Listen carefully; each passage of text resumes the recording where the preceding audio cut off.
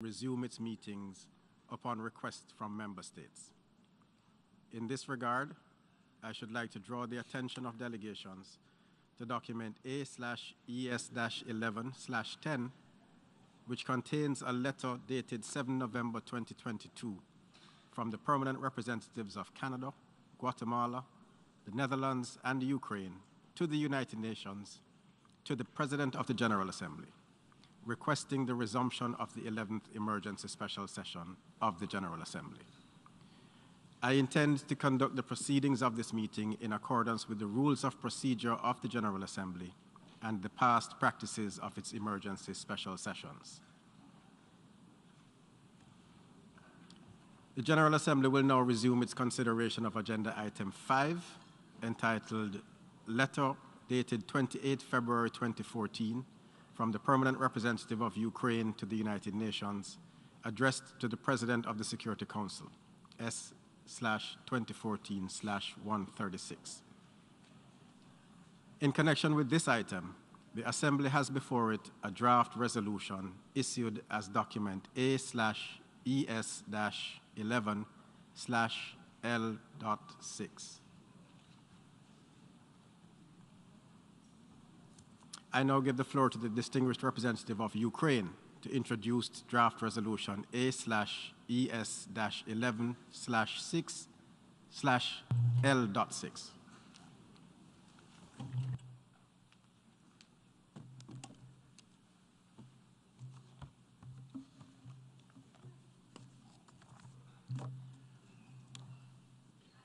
Well, thank you. Thank you, Mr. President. What has been will be again. What has been done will be done again. There is nothing new under the sun, is written in one of ancient scripts. It is true, isn't it, that we have seen all these before. A country choosing to invade another, bringing death and destruction, impacting millions of people, undermining the very core of international security. The world fighting back and holding the perpetrators accountable. We have indeed seen this before. Let me quote one official. Large territory of our country was occupied by the enemy that destroyed entire cities and villages, turned into ruins enterprises, power plants, railways. That is why we believe it to be a moral right of countries that were subjected to occupation to receive compensation.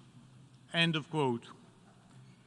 This quote does not belong to a Ukrainian official. Neither is it recent. This statement belongs to Comrade Vyacheslav Molotov, Minister of Foreign Affairs of the Soviet Union. It is striking how closely this statement describes that Ukraine is facing today. Large territory of a sovereign state under enemy occupation, entire cities and villages destroyed, enterprises turned into ruins, power plants destroyed. Of course, no material loss compares to the death and suffering of the people in Ukraine. 77 years ago, the Soviet Union demanded and received reparations, calling it a moral right of a country that has suffered war and occupation. Today, Russia, who claims to be the successor of the 20th century's tyranny, is doing everything it can to avoid paying the price for its own war and occupation, trying to escape accountability for the crimes it is committing. Russia will, however, fail, just like it is failing on the battlefield. We have indeed seen all this before. There is nothing new under the sun. 32 years ago, Russians once again clearly stated their position on reparations when one state invaded and occupied another. Responding to the consequences of the Iraqi invasion of Kuwait, the UN Security Council adopted a series of resolutions, including Resolution 687, establishing a commission and a fund mandated to deal with any damage, loss, or injury arising out of Iraq's unlawful invasion and occupation of Kuwait. Following his vote in favor of the resolution, Soviet Ambassador Vorontsov stated, and I quote, "The requirements of the resolution adopted are aimed not only at restoring justice, but at issuing a serious warning to all those who might be inclined to embark on the path of aggression, occupation, and annexation, exactly what Russia does today." The Soviet ambassador also added, "The adoption of this resolution provides the necessary conditions to restore normal economic relations in the region. The speedy elimination of the consequences of the ecological crisis and compensation for the damage which has been caused to Kuwait and its people." Thus, with 14 votes and one measly abstention, the United Nations Compensation Commission was born. A true success story. UNCC completed its mandate in February this year, having paid out over $52 billion in reparations to the victims of that war. Russia has tried its best to destroy Ukraine in a very literal sense. From day one of the full-scale invasion, Russia has been throwing bombs, missiles, shells of every kind at Ukrainian cities and villages, targeting everything from plants and factories to residential buildings, schools, hospitals, and kindergartens. We've all seen images from Bucha, Irpin, Borodyanka, Mariupol, and Izum. Russia has been destroying Ukrainian roads, bridges, and railways. Russia has demolished almost half of Ukraine's power grid and utilities in the past months alone, leaving millions of Ukrainians without power, running water, and heating on the eve of winter. Accounts of atrocities committed by Russians in the occupied territories, murder, rape, torture, forced deportation, looting, they all speak for themselves. Millions of Ukrainians have been forced to leave their homes and seek shelter elsewhere. Ukraine will have the daunting task of rebuilding the country and recovering from this war. But that recovery will never be complete without a sense of justice for the victims of the Russian war. It is time to hold Russia accountable. We have seen all this in this very chamber. What has been done, we ask to be done again. We've seen the UN General Assembly pass by consensus a resolution adopting the basic principles and guidelines on the right to a remedy and reparation for victims of gross violations of international human rights law and serious violations of international humanitarian law. Let me quote, "Adequate, effective, and prompt reparation is intended to promote justice by redressing gross violations of international human rights law or serious violations of international humanitarian law, Article 15. We have seen the UN General Assembly adopt by consensus a resolution commending draft articles on responsibility of states for internationally wrongful acts that stipulates that the responsible state is under an obligation to make full reparation for the injury caused by the internationally wrongful act, Article 31. We have indeed seen it all. We're not asking for something we've not seen before. We are meeting here today in the setting of the 11th emergency session of the UN General Assembly within the Uniting for Peace framework designed for instances just like this, when a country like Russia abuses its veto power, a veto power that came with the seat it's illegally occupying of the Soviet Union in the Security Council. Russia prefers impunity to accountability, and when it comes to the process at the Security Council, it only knows two things: lies and veto. And yet we will hear from Russia very soon that the General Assembly is not competent to address a matter like this. It will be yet another lie, yet another attempt to diminish and subvert this body of the United Nations, yet another attempt to tell you that you do not matter, and that yet again will be nothing new. I have recently recalled the words of King Hussein of Jordan, pronounced from this very rostrum in 1960. Let me quote from him again. "It is needless to affirm that the United Nations presents the only hope of peace and freedom to humanity. This is of major significance to all the small nations of the world, yet almost from birth, the Soviet Union has sought to destroy the United Nations, to hamper its deliberations, to block its decisions, and by rowdy tactics and petulant walkouts to demean the reputation of the Security Council and the reputation of the General Assembly." End of quote. This is exactly what Russia is doing now. Having blocked the Security Council, the Soviet successors are trying to quiet the General Assembly. The UN should no longer tolerate this. Right now, there is yet another opportunity to send a clear signal to Russia and anyone else who ever considers using force to withdraw internationally recognized borders.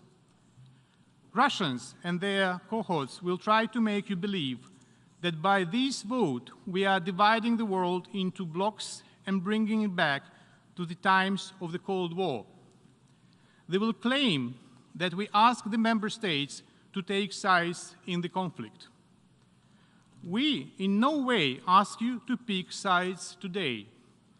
We are confident that you are all on the side of the UN Charter, its purposes and principles, and on the side of international law. Instead, it is the Russian Federation itself, which since its very appearance in the UN 31 years ago, has been perpetually committing acts of aggression against sovereign states. It is the Russian Federation which is threatening the mechanism of international security and undermining the fragile stability achieved after World War II. In fact, it is Russia that is to be blamed for dividing the world. The proposal in front of you today is a proclamation that Russia must be held accountable for its violations of international law in Ukraine. It is reaffirmation of the need of a concrete mechanism for reparations that will breathe life into this proclamation. It is a call for the member states to come together and build legitimate international infrastructure to deal with the consequences of Russian aggression against Ukraine, record evidence of atrocities, and preserve a hope for justice for millions of those whose lives have been changed forever by imperial neo-colonial ambitions of a small ruler of a large country. This proposal is not about Russia alone. It will work for the benefit of all those who are being threatened now or might be threatened later by use of force. Our response should be appropriate and should avert any aggressor from the temptation of starting a war. This is the issue we are resolving today. Mr. President, this proposal is built on the principles of multilateralism, as we call on all states that share the values of the UN Charter to participate in further steps to establish the mechanism. Ukraine is committed to a transparent, impartial, and objective process that will be managed and overseen by the international community in order to avoid even the slightest perception of bias. We have every intention of continuing to cooperate with the United Nations and its bodies in this process.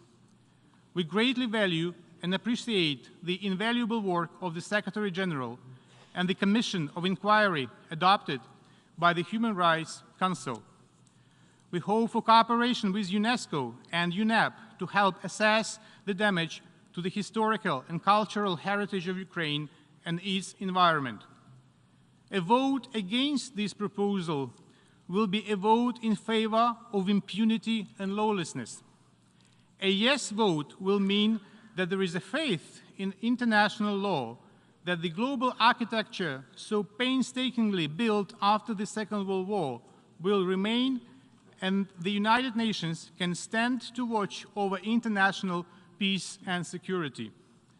It is a signal of hope for justice and an important first step towards accountability, a step towards such wars never happening again. Ukraine is seeking peace. The preconditions for any negotiations outlined by President Zelensky are clear: restoration of Ukraine's territorial integrity, compensation for damage caused by the war, prosecution of war criminals. This resolution will bring us closer to this goal, and we must take this leap forward without delay. This session is an opportunity to reflect on this and decide in which world we want to live. I thank you. I thank the distinguished representative of Ukraine.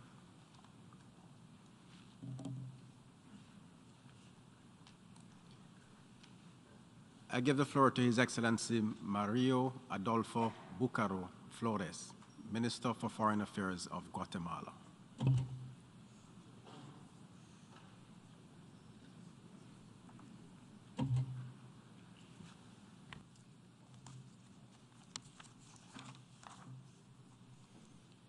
Señor Presidente, gracias por convocarnos y reanudar esta 11ª sesión especial de emergencia de la Asamblea General de las Naciones Unidas, en seguimiento al impacto que tiene la agresión por parte de la Federación de Rusia en contra de Ucrania. Una vez más nos reunimos para atender una de las mayores crisis a nivel mundial cuyo impacto no tiene precedentes. Guatemala no dudó en sumarse como cofacilitador y copatrocinador junto a las delegaciones de Ucrania, Canadá y del Reino de Países Bajos para presentar ante esta asamblea el proyecto de resolución titulado Promoción de vías de recurso y reparaciones por la agresión contra Ucrania, contenido en el documento A/ES-11/L6.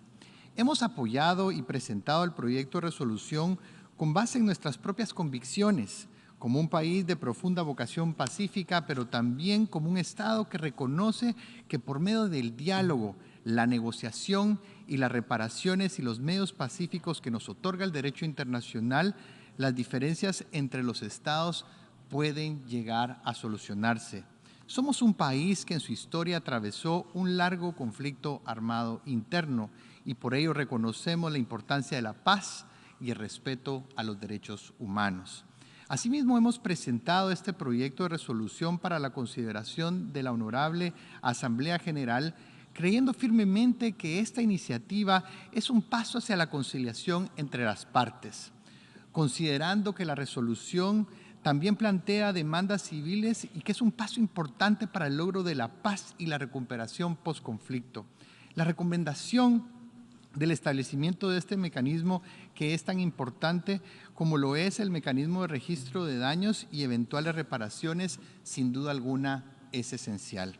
Como un país que cree firmemente en el multilateralismo, estamos convencidos que esta honorable Asamblea General tiene un mandato y una autoridad para aprobar esta resolución, según lo establecido en el capítulo 4 de la Carta de las Naciones Unidas que todos hemos refrendado. El lenguaje del proyecto de resolución está cuidadosamente redactado para no sobrepasar la competencia de la Asamblea General. Este lenguaje se basa en las determinaciones anteriores de la Asamblea en el sentido de que la Federación de Rusia ha cometido un acto de agresión contra Ucrania en violación al artículo 2 de la Carta de las Naciones Unidas. En ese sentido, respetuosamente pedimos a todos los Estados miembros apoyar esta iniciativa porque es lo correcto de hacer y votar a favor de este proyecto de resolución por la paz del mundo.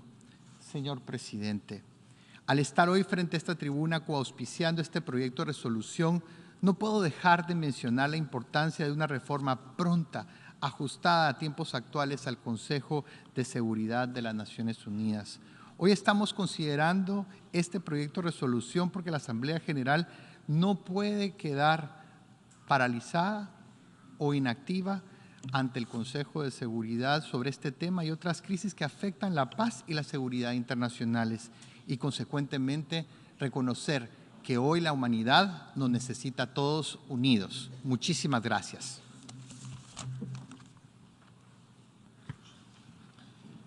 I thank the Minister for Foreign Affairs of Guatemala. I now give the floor to the distinguished representative of the Russian Federation.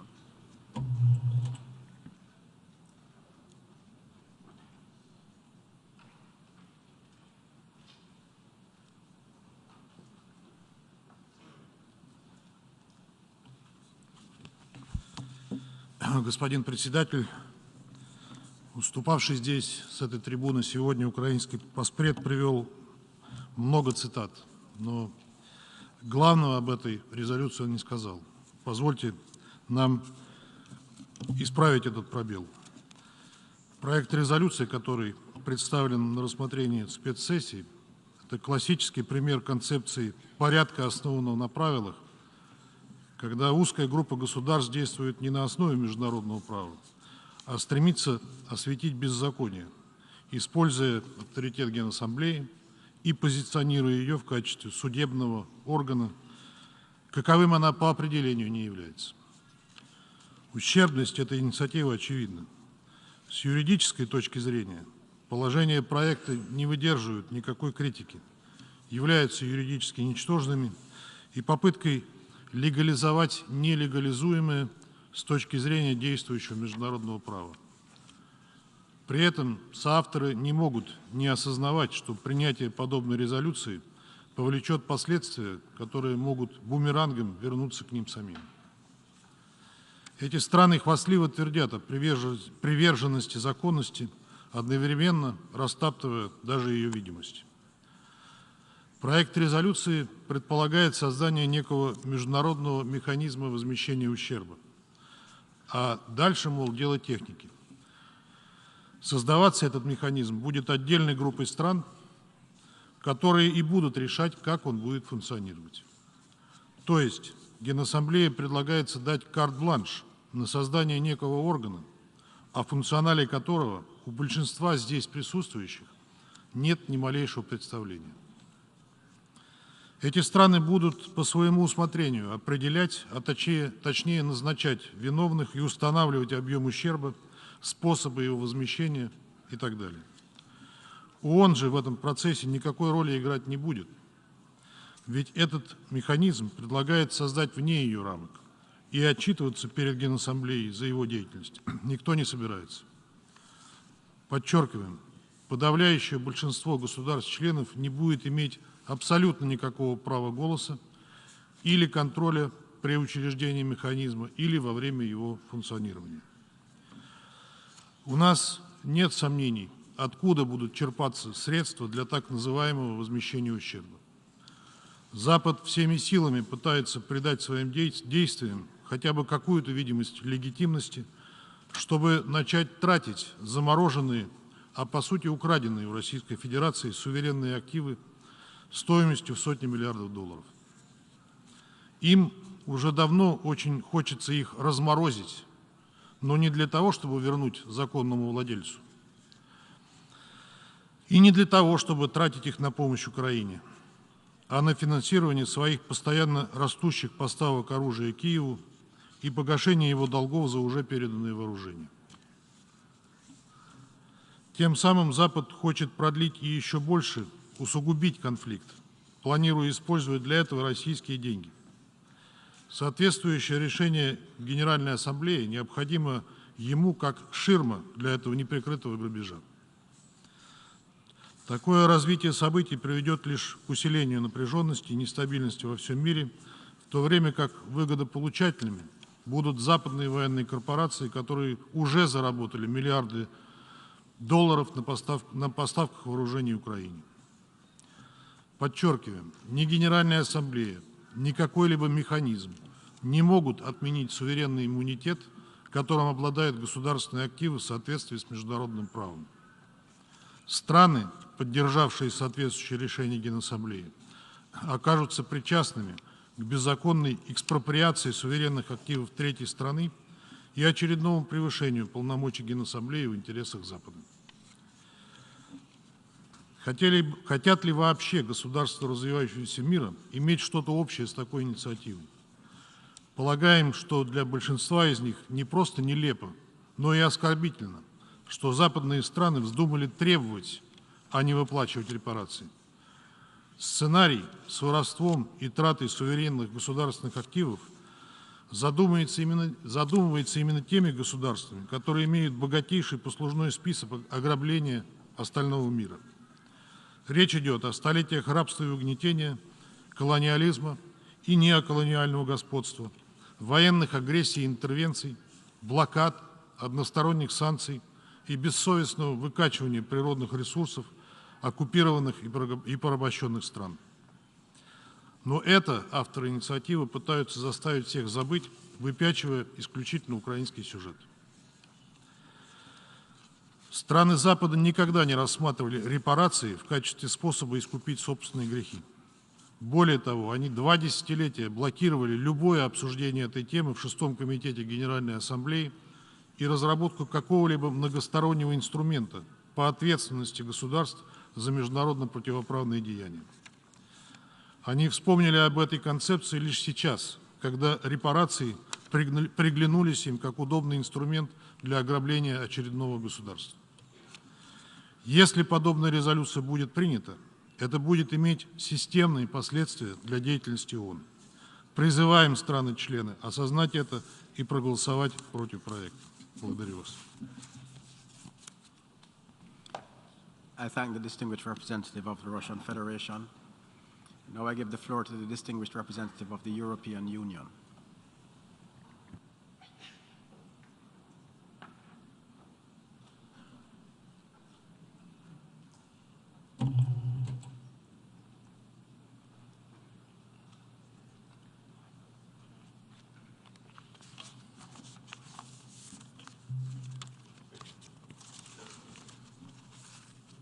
Mr. President, colleagues, good morning.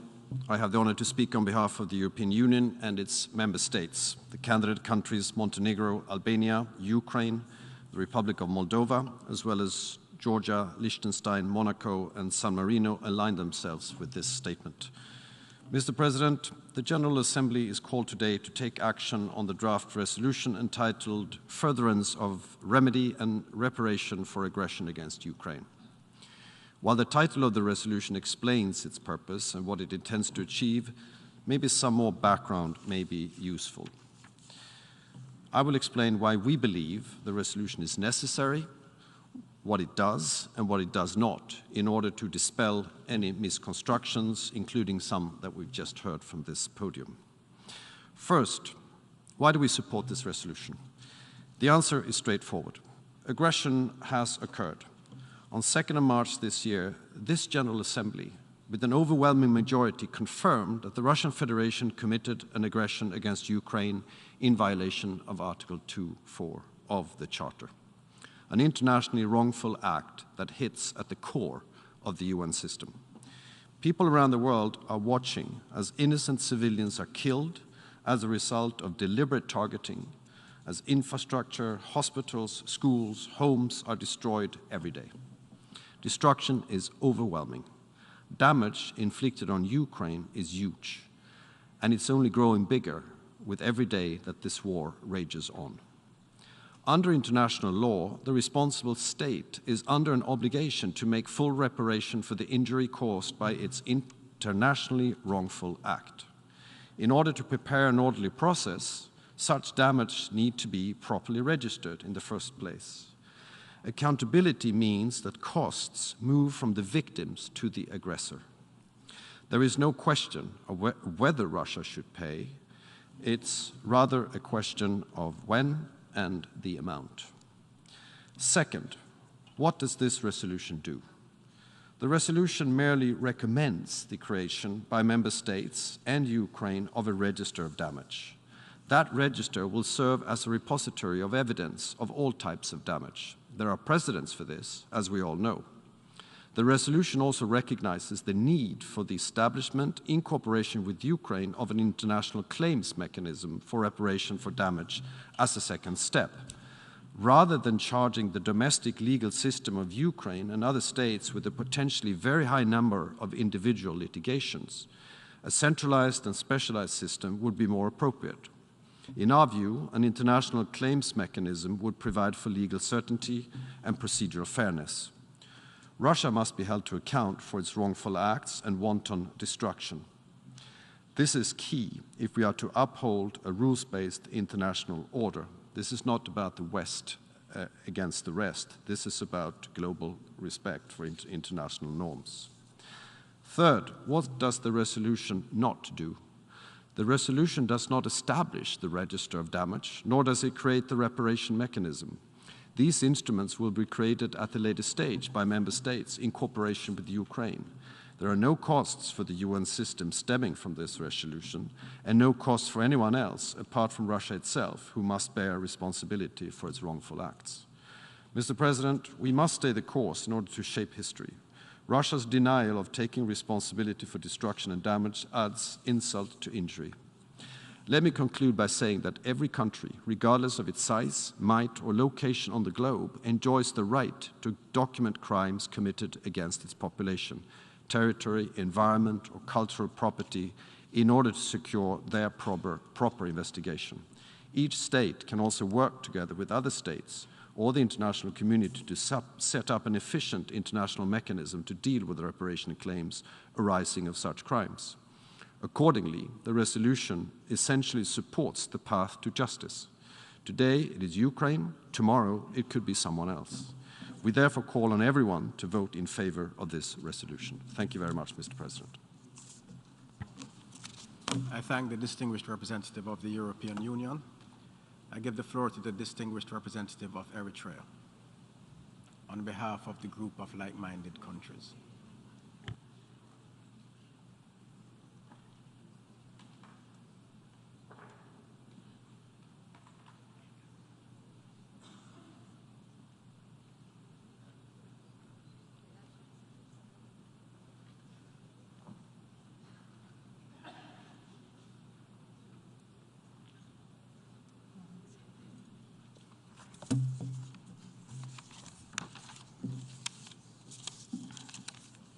Good morning.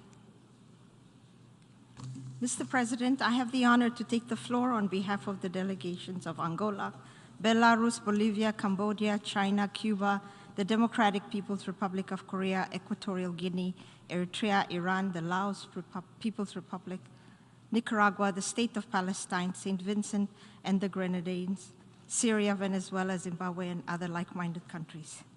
Mr. President, allow us to stress from the very beginning that this General Assembly is not a judicial body, and that its resolutions shall be initiated as stipulated in Article 13 of the Charter of the United Nations for the purpose of promoting international cooperation in the political field and encouraging the progressive development and international law and its codification, and of promoting international cooperation in the economic, social, cultural, educational, and health fields, and assisting in the realization of human rights and fundamental freedoms for all without distinction as to race, sex, language, or religion. The resolution adopted by this Assembly, therefore, represent the political will of states and can in no way serve as the legal basis for defining internationally wrongful acts. mindful of the fact that such an action would go beyond its mandate and responsibilities. Mr. President, the draft resolution before us and contained in document A/ES/11L6 on one hand has neither sufficient legal basis nor is it in line with the established practice of the General Assembly, while on the other hand, it would only promote a divisive agenda within this body. In addition, should it be adopted, this draft resolution would set a dangerous precedent that would allow for the blessing of this General Assembly for the establishment of a remedy and reparation mechanism that is neither managed by nor accountable to the very same organ that would be creating it. In this context, we should not forget that colonial powers cause enormous damage and suffering to the peoples of present-day developing states. We also recall detrimental external interference in the internal affairs of sovereign states, including foreign interventions and invasions in Asia, Africa, Latin America, and the Caribbean. Those states suffering from foreign interference, colonialism, slavery, oppression, unilateral coercive measures, illegal blockades, and other international wrongful acts also deserve the right for remedy, reparation, and justice, which should be addressed through sound legal processes. Mr. President, sovereign states shall not be forced in any way to take specific sides with regards to the ongoing conflict in Ukraine. Their respective national positions, including those that may decide to remain impartial, should be respected.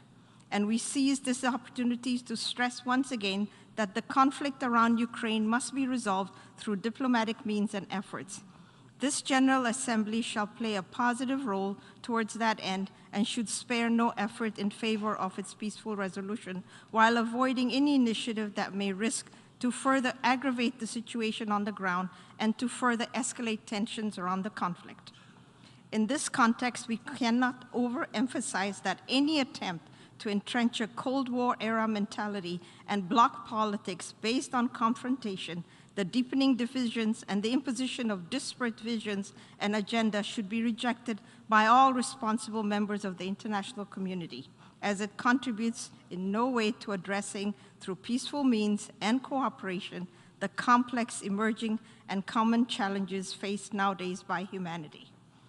To conclude, we would like to stress that all efforts should be made to facilitate and promote friendly relations, dialogue, and cooperation among states in line with the principles, purposes, and values enshrined in both the Charter of the United Nations and the Declaration on Principles of International Law concerning friendly relations and cooperation among states in accordance with the Charter of the United Nations approved by this General Assembly in its Resolution 2625 of October 24th, 1970. I thank you, Mr. President. I thank the distinguished representative of Eritrea. I give the floor to the distinguished representative of Latvia on behalf of the Nordic and Baltic countries.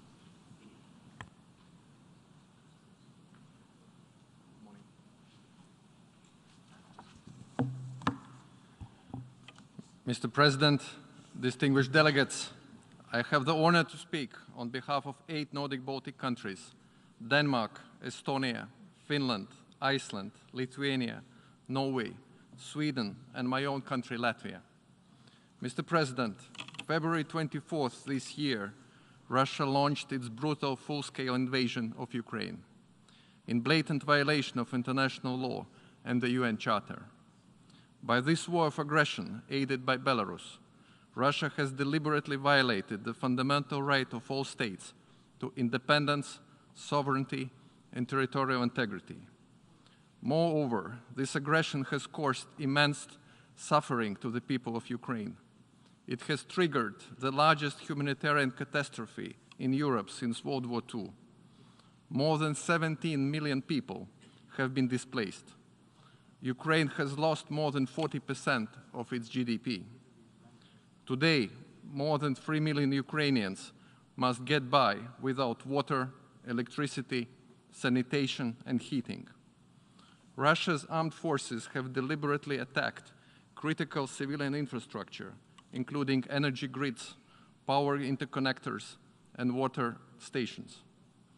Just like other countries, Nordic Baltic countries have been delivering considerable financial, humanitarian, and military assistance to the people of Ukraine. We strongly believe that all member states must seek ways how to support Ukraine. This resolution on furtherance of remedy and reparation for aggression against Ukraine is giving us the possibility to further extend our support to Ukraine and the Ukrainian people. With this resolution, General Assembly recognizes the need to establish an international mechanism to compensate Ukraine for the damages caused by Russia's aggression. This resolution recommends the creation of a registry of damages to serve as a record of evidence and claims on damage, loss, and injury caused by the aggression of Russia. We believe it is important to collect and preserve evidence of Russia's brutal aggression against Ukraine, because Russia must be held accountable for its internationally wrongful acts against Ukraine and the Ukrainians. Just a few hours ago, Ukrainian President Volodymyr Zelensky told journalists that investigators have uncovered more than 400 war crimes in areas of Kherson abandoned by Russian forces as they retreated. There must be no impunity to these crimes or damages caused, and perpetrators must be held to account. In order to achieve this goal, evidence must be properly stored, otherwise it could be potentially lost or damaged. Thus, we support all evidence should be collected and stored in accordance with relevant international norms and standards. Mr. President, the Nordic Baltic countries reiterate our firm support to Ukraine. We are convinced that the respect of international law and the UN Charter and the international rules-based order are fundamental for our common security and multilateral cooperation. We urge Russia to abide by international law and uphold its international commitments. We call for the Secretary General and the UN to continue efforts to restore the respect for the territorial integrity, sovereignty, and independence of Ukraine. The UN member states must support all mechanisms to restore justice to the victims of Russia's aggression. We therefore call on all UN member states to vote in favor of this resolution. Thank you, Mr. President. I thank the distinguished representative of Latvia on behalf of the Nordic and Baltic countries. I now give the floor to the distinguished representative of Poland.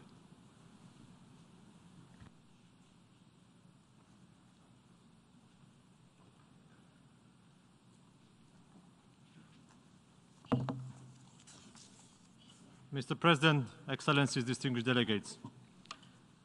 The Russian aggression against Ukraine requires an ambiguous and comprehensive response from the international community as a whole and from each of its individual members. The UN General Assembly resolution on the furtherance of the remedy and reparation for the aggression against Ukraine gives us a possibility to respond to the numerous horrific and devastating effects of the ongoing war. Mr. President, for almost 9 months, Russia has been attacking Ukraine's civilian population and non-military infrastructure, including those protected by binding international humanitarian law provisions. The scale of material damages perpetrated by Russia and Ukraine is horrendous and not seen in Europe since the Second World War. It is obvious that Russia has flagrantly and manifestly violated a multitude of international obligations. First and foremost, its obligation to respect the prohibition of aggression. Its disrespect for international law is highlighted by non-compliance with the binding decision of the International Court of Justice of 16 March 2022 on provisional measures. Hence, the accountability for the violation of the international law committed in Ukraine by the Russian Federation must remain our priority as the war continues to rage. Russia must bear the consequences of its all violations, including making reparation for the injury and damage caused by such a glaring and large-scale violation of its international obligations.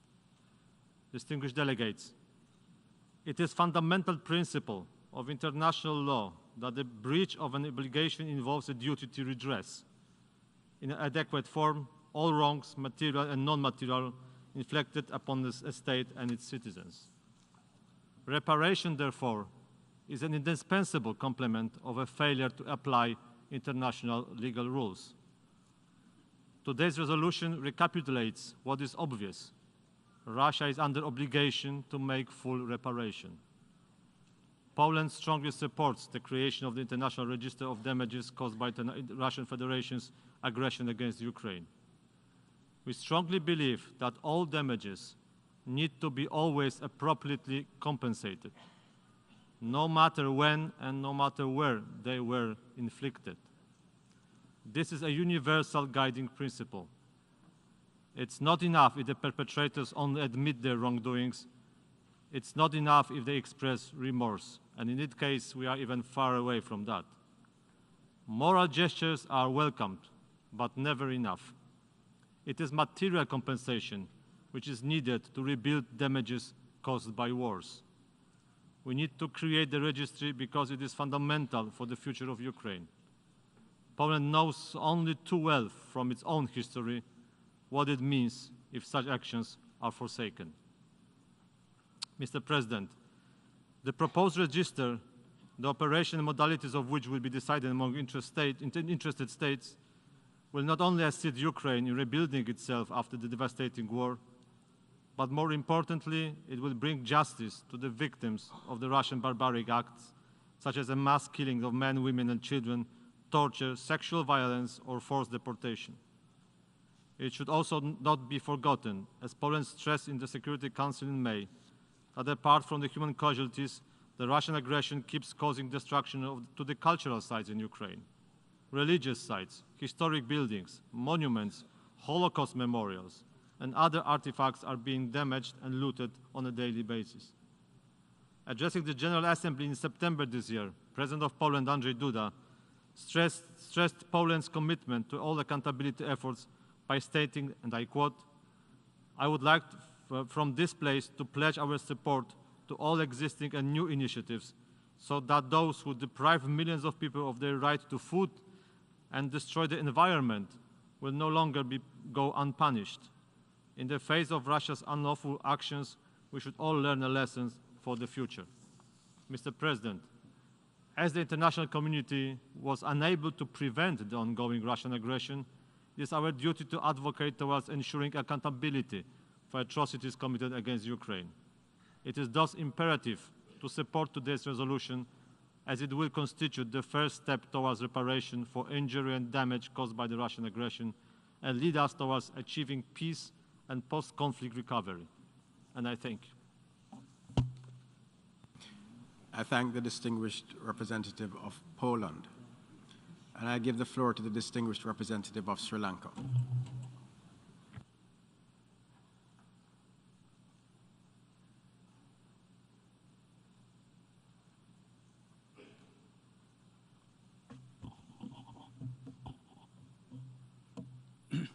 Mr. President, distinguished delegates, I thank you for the honor of granting me the floor to express a few views with regard to the caution we should exercise in acting on a resolution which I say borders on the fringes of misadventure if we were to act upon it in the way we are called to do so. Mr. President, Sri Lanka remains deeply concerned regarding the deteriorating situation in Ukraine resulting from the ongoing hostilities. As a country that suffered from a 30-year-old internal conflict, Sri Lanka affirms the truism that wars no longer end with winners or losers. Wars, as someone said, distinguished delegates, are easier to start than to stop. Look around us. How are wars won in contemporary times? Look around us. Haven't they ended indecisively? They have. Every one of them have ended indecisively. It has today become much more difficult to relate military success to political stability, which is an indispensable ingredient for peace. Mr. President, since the eruption of hostilities in Ukraine in February this year, we have seen hostile rhetoric, strategic maneuvering, and repeated closure of doors to any possible settlement of the conflict, thus relegating the humanitarian crisis and resulting suffering to the back burner. We are suicidal in our tendencies, quite frankly.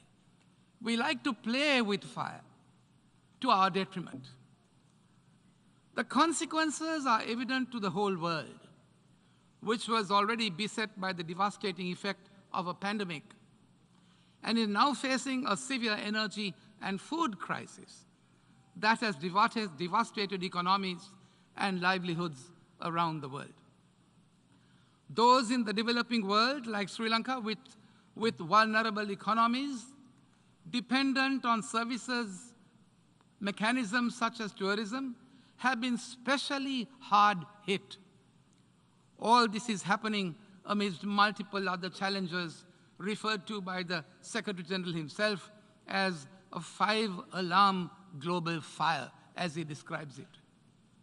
Mr. President, the vast majority of countries represented in this assembly have not invaded other countries or colonized them, nor have they engaged in proxy wars in countries far away from their own. However, we in Sri Lanka have been forced to suffer the consequences of an Easter bombing, an unknown pandemic followed by a war in the Ukraine, the cumulative effects of which have dealt our economies and countries similar to us a body blow, causing our economies to hemorrhage. That is the plight that we are in. Mr. President, Sri Lanka is of the view that the most urgent step, therefore, is to engage in talks continue to engage in talks for a ceasefire, to end the conflict and alleviate the humanitarian suffering. That is of paramount importance.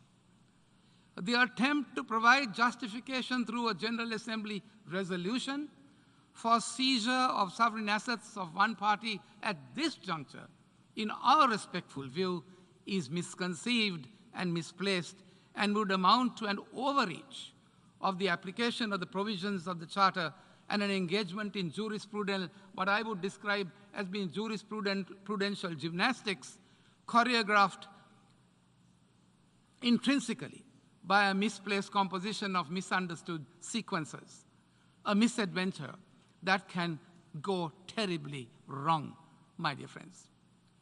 A simple reading of the Charter provisions makes it abundantly clear that such a mechanism was never, ever contemplated by the draftsman of the Charter. It can also result in setting a precedent, as observed by by the ambassador for Eritrea. The General Assembly setting a precedent wherein the General Assembly does not have the competency to pronounce upon. What we ask are the parameters of such a mechanism. What are the outer parameters of the mechanism? Will it also apply to conflicts in other parts of the world, which have been lingering for much longer? Ask yourselves that question. Have these conflicts ended? Have we exhausted our best efforts to bring the conflict to an end by a pacific settlement of the disputes as envisaged by the provisions of the Charter? Distinguished delegates, think about it. Moreover, the General Assembly by its very nature is a political body for deliberation and entrusted to make political recommendations to its membership through consensus or otherwise. Distinguished delegates, the General Assembly cannot determine state responsibility or usurp the sovereign immunity of state property under international law. It cannot arrogate to itself the role of an adjudicatory tribunal. This move, therefore, creates a dangerous precedent which leaves room for any group of countries based on existing power dynamics to lay the groundwork to seize sovereign assets without any basis in international law, further aggravating the already existing mistrust and suspicion. Distinguished delegates, Mr. President, reparations by their very nature include 5 key components: cessation, assurances of non-repetition, restitution and repatriation, compensation, satisfaction, and rehabilitation. Why do countries, ask yourself the question, why do countries pay reparations? War reparations, distinguished delegates, are compensation payments made after a war by one side to the other. It is a levy on a defeated country, forcing it to pay some of the war costs of the winning country. That's what it is for. Is it the case that this war has conclusively ended? Is that the case? Isn't that far from the case? We sincerely wish it was, even indecisively. Mr. President, we are therefore of the considered view that this initiative will not only exacerbate the conflict, but might well result in compelling the parties to resort to a more lethal and sophisticated method of prosecuting the conflict that none of us would wish to see. We must take every care that we do not reach that point, the point of no return. Distinguished delegates, we must continue our efforts of diplomatic engagement at the highest level and desist from any activity or support to either party of whatever nature that would enable them to sustain military operations further. Distinguished delegates, however, sadly, there seems to be no forward movement in this regard, and steps being contemplated, such as this one, will only widen the existing fissures that would entail in a multiply effect globally, which will have to be borne by all of us, including by those member states who are not even remotely connected, I say, to this conflict, and by generations to come. Mr. President, the greatest glory, someone said, in living lies not in never falling, but in rising every time we fall. And it is time we got together and may put an end to this conflict by using our diplomatic means. For these reasons, Sri Lanka respectfully requests that this August Assembly does not exacerbate the conflict and engage in any activity which are not in conformity with the Charter of the United Nations. I thank you, Mr. President. I thank the distinguished representative of Sri Lanka. I give the floor to the distinguished representative of Saudi Arabia on behalf of the Gulf Cooperation Council.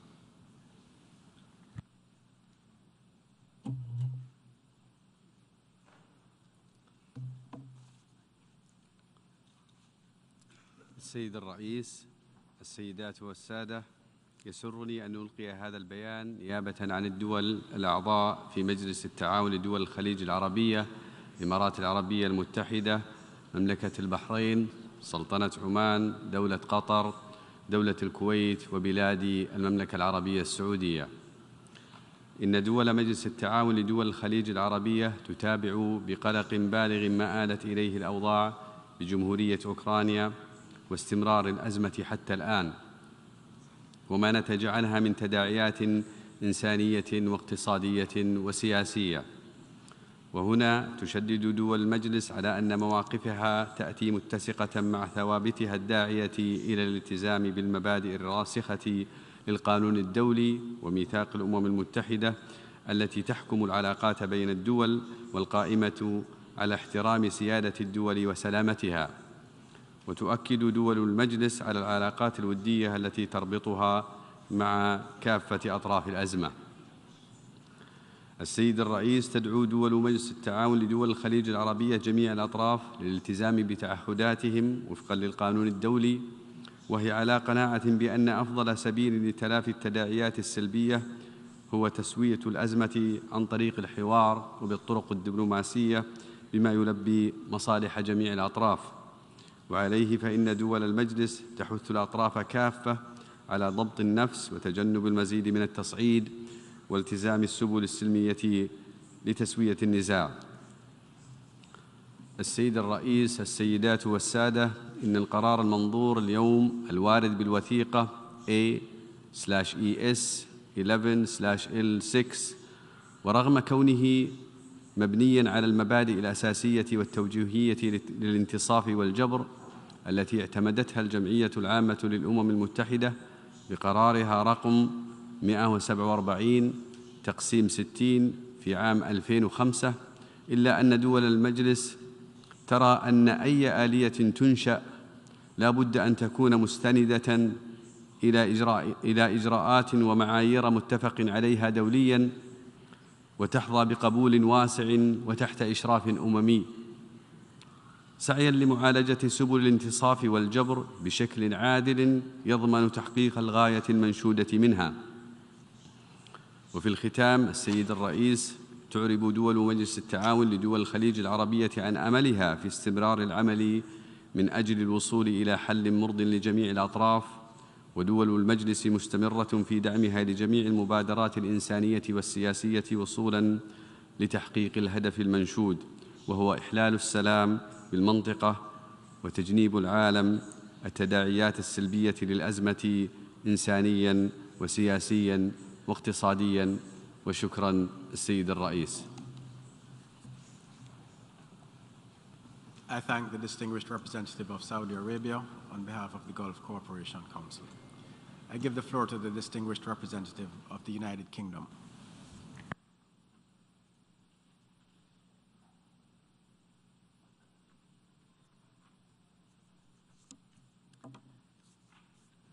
Thank you, President.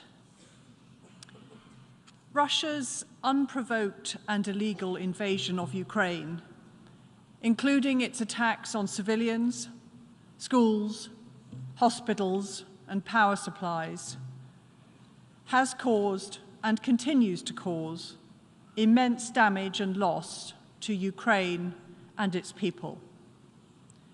In contrast, the scenes of relief and joy we have seen as Ukrainian civilians in Kherson greet the liberating armed forces of Ukraine should leave us in no doubt at the cruel and destructive nature of Russia's invasion of Ukraine.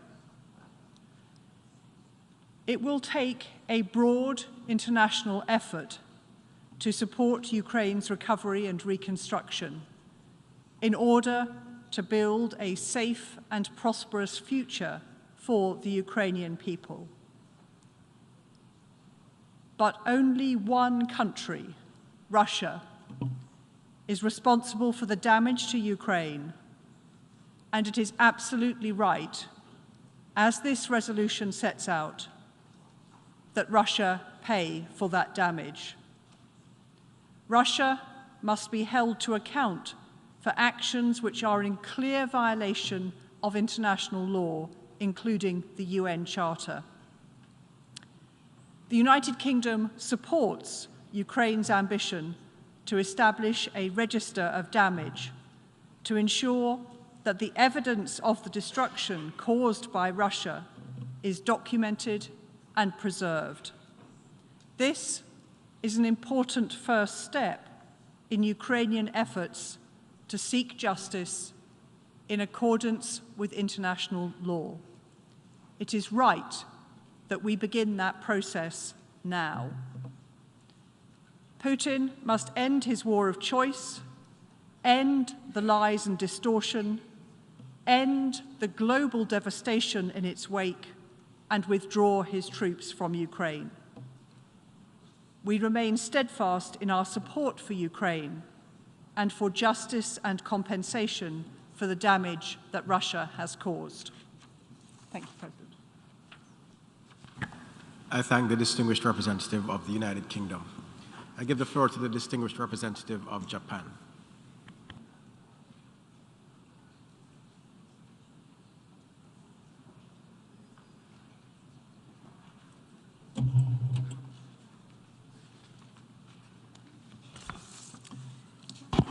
Mr. President, More than 8 months after Russia's aggression against Ukraine, the situation is still extremely dire. We again condemn Russia's aggression.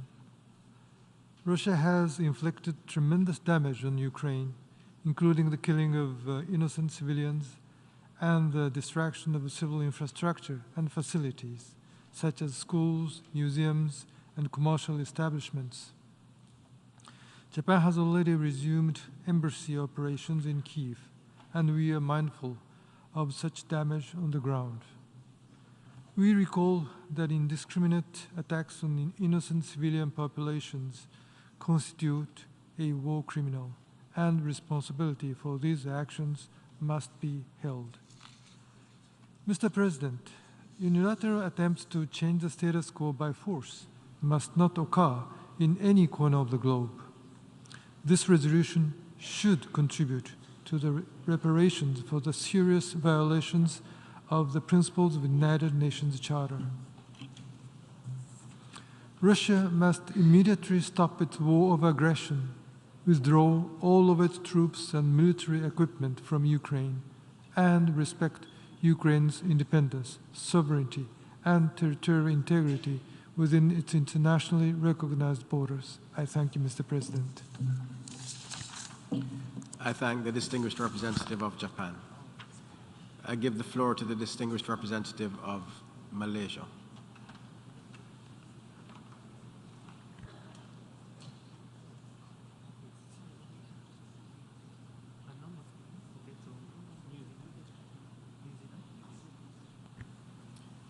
I give the floor to the distinguished representative of New Zealand.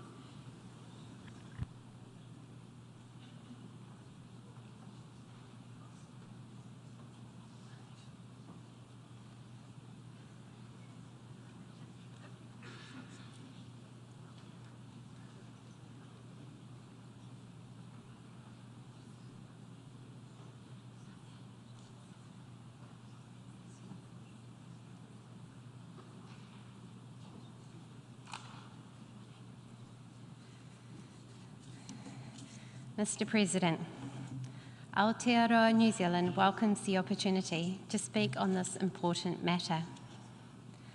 Aotearoa New Zealand continues to be gravely concerned by the loss of life, displacement, destruction, and economic calamity caused by the Russian Federation's blatant aggression against Ukraine over the last 9 months. Consistent with the UN Charter, and as members of the General Assembly, it is our responsibility to do all we can to avoid the deadly consequences of war. We see accountability and reparation processes as an important element in avoiding and forestalling further perpetuation of grave atrocities. Aotearoa New Zealand is strongly committed to supporting international mechanisms that seek accountability for Russia's clear breaches of international law. We continue these efforts through New Zealand's intervention in Ukraine's case against Russia in the International Court of Justice, as well as through the making of significant financial contributions to the International Criminal Court. In addition to mechanisms that seek accountability, we believe that future reparation processes can play a critical role in the rebuilding of communities. Those that are responsible for causing damage and injury by breaching international law must make full reparations for rebuilding and compensating Ukraine. Aotearoa New Zealand strongly supports Ukraine's sovereignty and territorial integrity, and unequivocally condemns Russia's aggression. The principles at stake in Ukraine are deeply significant to New Zealand as a small state acting in the world. We continue to call on Russia to commit to dialogue, to act in the interests of peace and principles of the United Nations, and to act consistently with its responsibilities as a permanent member of the United Nations Security Council. We stand shoulder to shoulder with Ukraine. Thank you.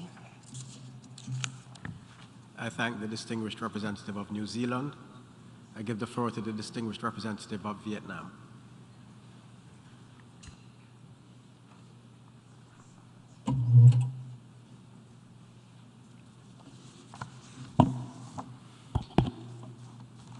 Mr. President, Vietnam continues to closely follow the situation in Ukraine. We are extremely concerned over the recent developments with a few prospects for an early resolution. Our position has been clear and consistent. The immediate priority now must be an immediate cessation of hostilities, restoration of peace, and protecting the safety and security of civilians and civilian facilities in Ukraine. In this regard, Vietnam welcomes efforts by the UN and the international community for their untiring efforts in helping bringing all parties together and for continued implementation of concluded agreements. We cannot let cooperation and dialogue take the back seat. We continue to call on concerned parties to resume dialogue and negotiation so as to achieve long-term solutions that take into consideration the interests and concerns of all parties in accordance with international law and the UN Charter. Nothing should be more desirable than the regional and international peace, security, and stability so awaited by the people. Mr. President, wars and conflicts across continents continue unabated, posing direct threats to millions of lives. Underdevelopment and poverty are also the consequences of deep-rooted historical ramifications of wars. After decades of war, struggling for independence and defending our independence with untold losses, Vietnam fully understands the utmost importance of preserving the war legacies for reconstruction, maintenance of peace, stability, and prosperity for the livelihoods of the people. At the same time, we believe that in all conflicts, it is crucial that concerned parties and international partners should make utmost efforts to practically contribute to alleviate the destruction of war in accordance with international law. Mr. President, pending a final solution for the situation in Ukraine, the immediate task is responding adequately to the urgent humanitarian need of those impacted by the hostilities in the country. International assistance is critical. To that end, we must continue join hands to create a conducive and people-centered environment and refrain from actions that may drive the parties further apart and delay the prospects of settlement. Vietnam commends operation by the UN, international partners, and regional countries to assist people on the ground, including refugees. We stand ready to constructively contribute to diplomatic efforts to the reconstruction and restoration in Ukraine. I thank you. I thank the distinguished representative of Vietnam, and I give the floor to the distinguished representative of Australia.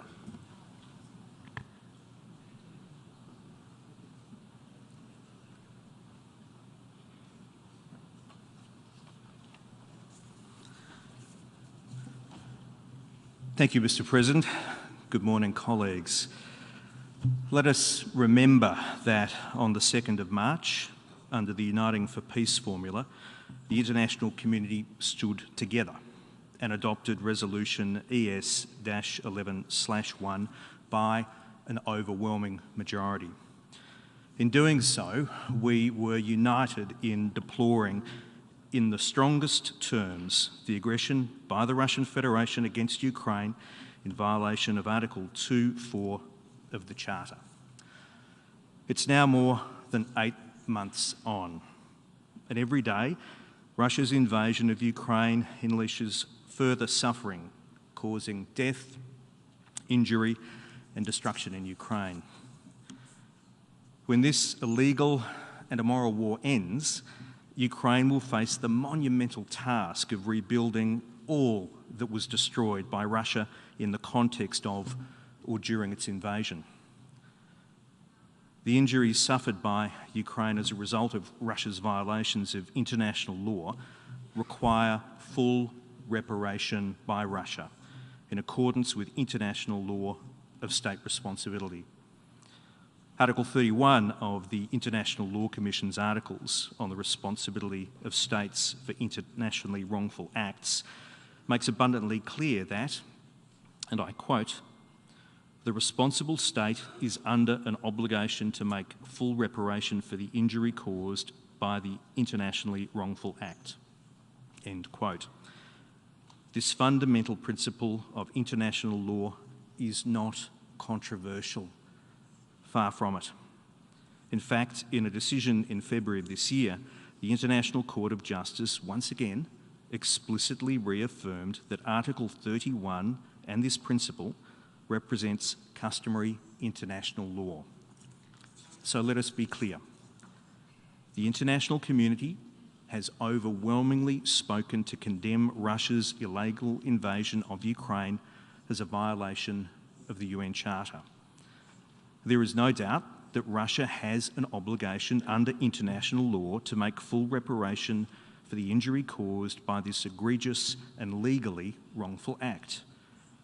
The resolution we're debating today, which Australia is proud to co-sponsor, recognises these basic facts and that Russia must be held to account for its illegal and immoral invasion of Ukraine.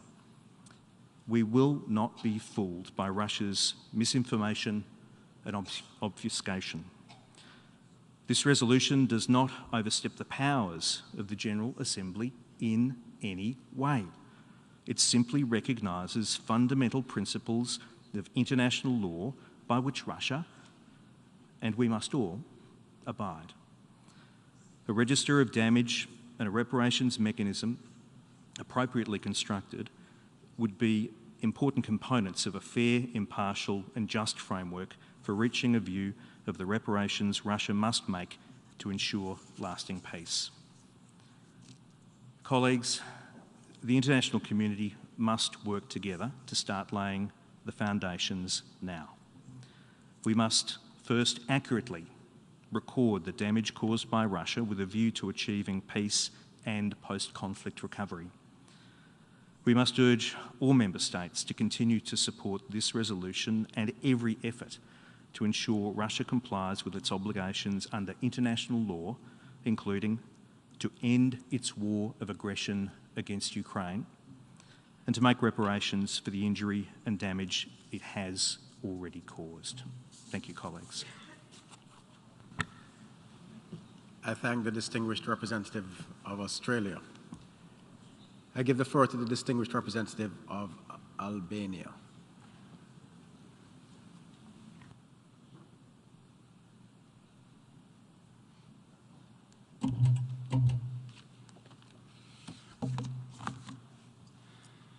Mr. President, for 9 long months, the unprovoked and unjustified military aggression of Russia in Ukraine, otherwise unavoidable disaster imposed by Kremlin, has caused devastating consequences. Thousands of innocent people have been killed, millions have been displaced, vast parts of the country have been destroyed. Nothing has been spared. Russian bombs and missiles, lately with help from Iran and North Korea, have, in blatant disregard of international law, targeted Ukraine's economy, its infrastructure, its education and health care, its culture, religious, historic, and archaeological sites.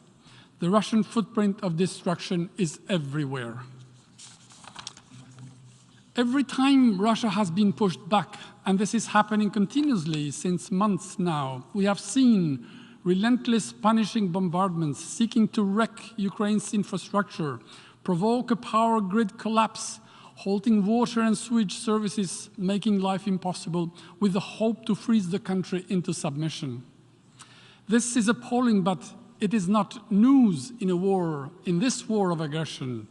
The news is that Russian cruelty has not sapped Ukraine's will to fight. The retreat from Kherson is just the latest act of the Russian humiliation saga in Ukraine. Yes, there is no electricity in Kherson. There is no water, there is no light, there is no heating, and there is no internet there. But most importantly, there is no Russia there anymore, only its terrible footprint. Colleagues, The UN and other organizations have reported continuously on the significant and widespread damages caused by this aggression. But there is need to have a detailed map of what has happened, to have a full picture of this man-made catastrophe. What we know already is staggering.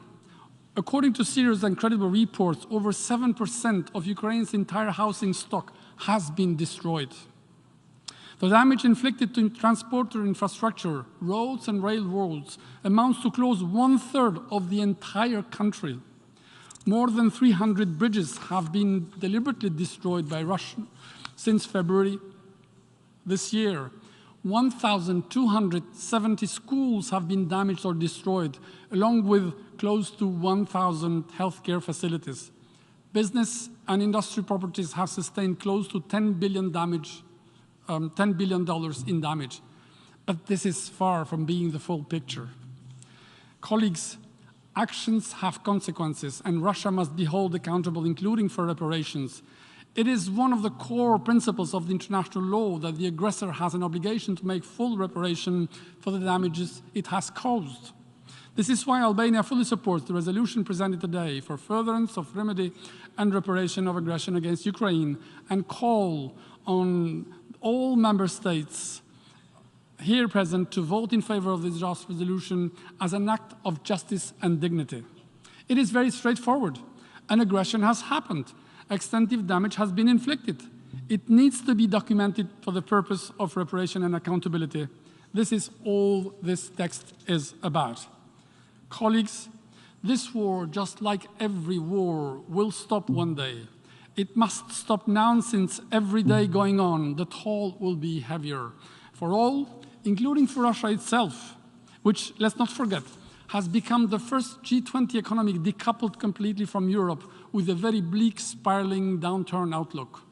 It is a self-inflicted pain. This is why it is time for Russia to silence the guns, withdraw completely and unconditionally from Ukraine, and engage into negotiations. Ukraine is home to Ukrainians. It doesn't have to become the graveyard of the Russian soldiers. Thank you. I thank the distinguished representative of Albania. I give the floor to the distinguished representative of Canada.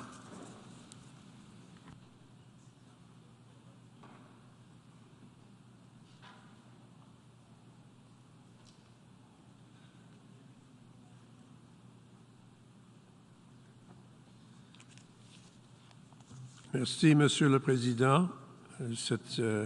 C'est un honneur encore pour moi de pouvoir représenter notre pays, le Canada, et pour dire clairement qu'il y a des choses qui ont été dites à propos de cette résolution qui, franchement, n'ont rien à faire avec la résolution. Alors, je crois que c'est important d'insister sur les principes et les paroles que nous avons utilisées dans cette résolution, parce qu'ils sont tellement clairs et franchement n'ont rien à faire avec des propos de quelques délégués à ce sujet. I think it's important that we recall the words of a wise philosopher who said, there's a difference between saying something and proving something. So when someone says that this resolution is about the forcible seizure of assets and about the destruction of the powers of sovereign states, it's not true. That's not what the resolution says. That's not what the resolution does. The resolution is very short. It's only a page and a half. You can read it. Everyone can read it for themselves. And you can see that the words seizure of sovereign assets occur nowhere in the resolution. This is nothing about the seizure of sovereign assets. And the country that is making these allegations is making them because they don't want to admit what the resolution actually says. Because it's very simple. The resolution says, after all of the operative parts which refer to previous resolutions, refer to previous decisions which the Assembly has made, the resolution simply says that we recognize the need for the establishment in cooperation with Ukraine of an international mechanism for reparation for damage, loss, or injury, and that we recommend the creation by member states in cooperation with Ukraine of an international register of damage to serve as a record in documentary form of evidence and claims information on damage, loss, or injury to all natural and legal persons concerned. And then that's what it says. Those are the two operative paragraphs of the resolution. And some of the delegates who've spoken have been talking about something completely different. Some of what I hear today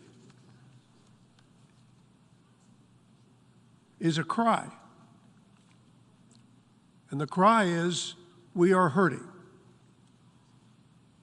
We are hurting because of the cascade of crises and calamities that have occurred in the world in the last 5 years, several years. And we don't want there to be any distractions from our calamities. I think any caring, empathetic, compassionate person who heard these words would say, I understand, I hear you. And there have been pleas from many delegates to say we should be paying attention to the humanitarian concerns and to the humanitarian issues on the ground, and we should be striving for peace. Who can disagree with that? Canada has been spending hundreds of millions of dollars on the humanitarian situation in Ukraine. And we say that not to say we're better than anyone else, but we're saying it because, of course, we respond to the humanitarian situation. But do not let us be distracted from what is actually in this resolution. It is not in any way an excess of powers of the General Assembly, because the only reason the General Assembly is dealing with this situation in Ukraine is because the Russian Federation has vetoed each and every attempt in the Security Council to deal with this crisis. In other words, the party that is committing the aggression, and we've said on numerous occasions in this assembly that there has been an aggression and that it is an attack on the territorial integrity of Ukraine. We've said that twice in clear and emphatic resolutions, and we've gone further and said that there were annexations that were further illegal. And now all we're saying is, please recommend that we allow Ukraine to set up a registry and that other countries can join in supporting the registry, which is not about seizing assets or dealing with state sovereignty in any way, shape, or form, but is about saying there has to be a registry in order for there to be an eventual reckoning for the damage and destruction that has been caused. Sometimes we're too gentle in describing this situation. One of my colleagues today from this podium described it, the events of February 24th, as an eruption of hostilities, as if a volcano had gone off. Except this was not a volcano, this was an attack by one country on another country. And under our rules here, they're in the charter, when one country attacks another country, it's a breach of the law. It's against the rules. And one would have thought that the Security Council would have been able to say that. But no, because the Russian Federation, which was the party that perpetrated the attack, prevented the Security Council from functioning and has tried to tie up this Assembly and the Security Council in knots because it can't bring itself to admit that its so-called special military operation is not a special military operation, it's a systematic attack on Ukraine, on the Ukrainian people, and on Ukrainian infrastructure. Why did the Russian Federation wait until the autumn to begin its massive bombing of the civilian infrastructure of Ukraine? Because winter follows the autumn. That's why. It was an attempt to freeze and to starve the people of Ukraine. And people talk anxiously here about we need to find peace. Of course we need to find peace. The one country that can create peace is the country that refuses to allow the Security Council to do its job, refuses to allow the Assembly to do its job, and refuses to accept responsibility for its own act of aggression. This is a permanent member of the Security Council that is supposed to be acting as a steward and guardian of the Charter. There's nothing excessive in the resolution. In fact, the resolution is modest in the extreme. The Assembly is not being asked to perform a function as a judge or jury. It's not being asked to exceed its jurisdiction. It's not being asked to go too far. It's simply saying there should be a registry, and Ukraine and other countries that are willing to support it should be allowed to support a registry.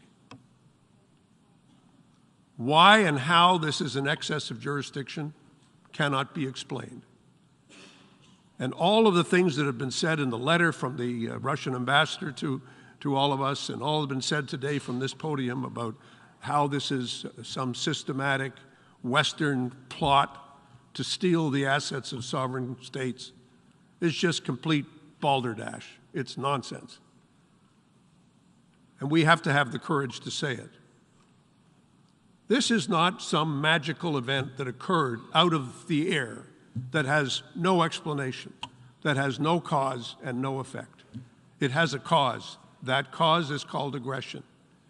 It has an effect. That effect is the destruction of life, liberty, property in a country called Ukraine, which is a real place, which is a real country. And like all countries and all members of this Assembly, it deserves support. And we're not doing it for Ukraine alone. There are member states here said, this is all very far away. It has nothing to do with us. Well, I'm sorry. The crimes that are committed against the least of us are the crimes that are committed against all of us. Thank you, Mr. Chairman. I thank the distinguished representative of Canada. I give the floor to the distinguished representative of Slovakia.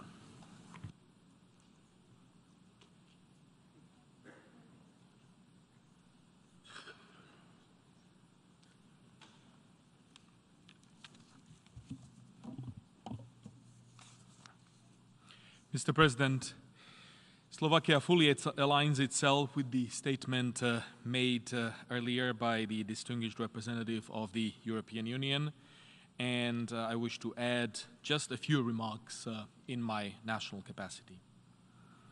The context of today's debate is indeed self-explanatory. Slovakia considers the resolution in front of us another important step towards ensuring accountability of Russia for its continuing unfortunate, unprovoked, and unjustified military aggression against Ukraine in violation of all fundamental values and principles of the UN Charter and international law, upon which this organization is built and upon which we work and we believe in. Under customary international law, the state responsible for the international wrongful act is under obligation to seize that act if continuing and to offer appropriate assurances and guarantees of non-repetition if circumstances so require. Importantly, the responsible state is further obliged to make full reparation for the injury caused by the internationally wrongful act. This is just a reminder of all of us of this important international law context. The General Assembly has already confirmed in its resolution ES 11/1 of the 2nd of March that the Russian aggression against Ukraine is indeed in violation of Article 2, Paragraph 4 of the UN Charter. That resolution also demanded Russia to cease this internationally wrongful act by immediate, complete, and unconditional withdrawal of all its military forces from the territory of Ukraine within its internationally recognized borders. Today, we have an opportunity to address the second obligation of Russia stemming from its continuing violations of international law. We have already heard what the resolution in front of us seeks and does not seek to do. I will therefore not repeat it, but rather appeal to all delegations in this room with one simple question. Imagine that your neighbor launches and relentlessly continues a brutal and illegitimate military aggression, acting thus in contravention of your right to sovereignty, independence, and territorial integrity. What is more, your neighbor causes enormous, and I have to underline, enormous and unbelievable material and moral damage to your country, and what is more, to your people. We see this taking place daily in Ukraine. In such a situation, would you not want the international community to recognize that the aggressor state must be held to account and that it has the obligation to make full reparation? I believe the answer is clear, and Slovakia strongly encourages all states to vote in line with the legal but also moral imperative today. It is, dear colleagues, indeed our collective responsibility. We will do so on our end. I thank you, Mr. President. I thank the distinguished representative of Slovakia, and I give the floor to the distinguished representative of Italy.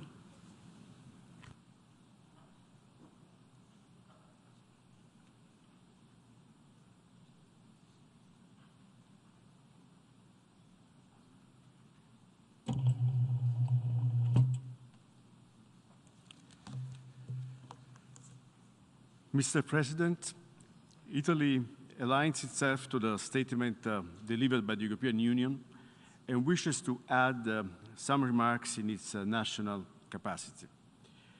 Despite the many strong condemnations of Russia's illegal and unjustified war of aggression against Ukraine, overwhelmingly voiced by this General Assembly, Russia's violent actions continue to cause suffering and destruction on a large scale. Russia must be held accountable for such suffering and destruction. Since the beginning, Russia's war of aggression deliberately targeted also civilians and civilian infrastructures in order to cause great harm to the people of Ukraine. The picture that is emerging after Russia's recent withdrawal from Kherson is once again one of destruction and pain inflicted on the local population. The present resolution does not establish any standing UN reparation or compensation mechanism. It is instead aimed at providing global legitimacy by recommending to member states the creation of an international register of damage. Such register of damages will coordinate and organize evidence-gathering efforts, including those carried out in the context of various investigations by UN bodies. Such register will make sure that the collected evidence will be properly organized, recorded, and properly used in legal proceedings. Reparation for civil claims, as well as for Russia's internationally wrongful acts, is not only a fundamental obligation under international law, it is also an essential step towards achieving peace and post-conflict recovery, as well as for the future reintegration of the aggressor state in the community of peace-loving nations as laid down in Article 4 of the UN Charter. Reparations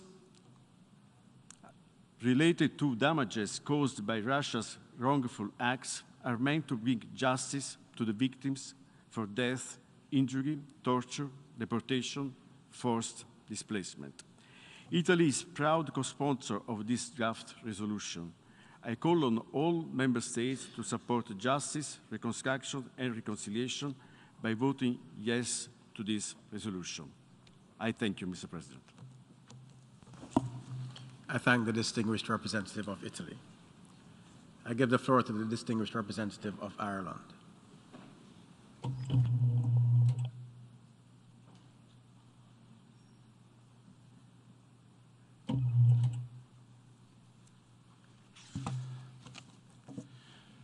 Thank you, Mr. President. Ireland aligns itself with the statement delivered on behalf of the European Union and makes the following additional remarks in its national capacity. Once again, Ireland strongly condemns the Russian Federation's unprovoked, unjustified, and illegal further invasion of Ukraine. It is in flagrant violation of the UN Charter as confirmed by this General Assembly.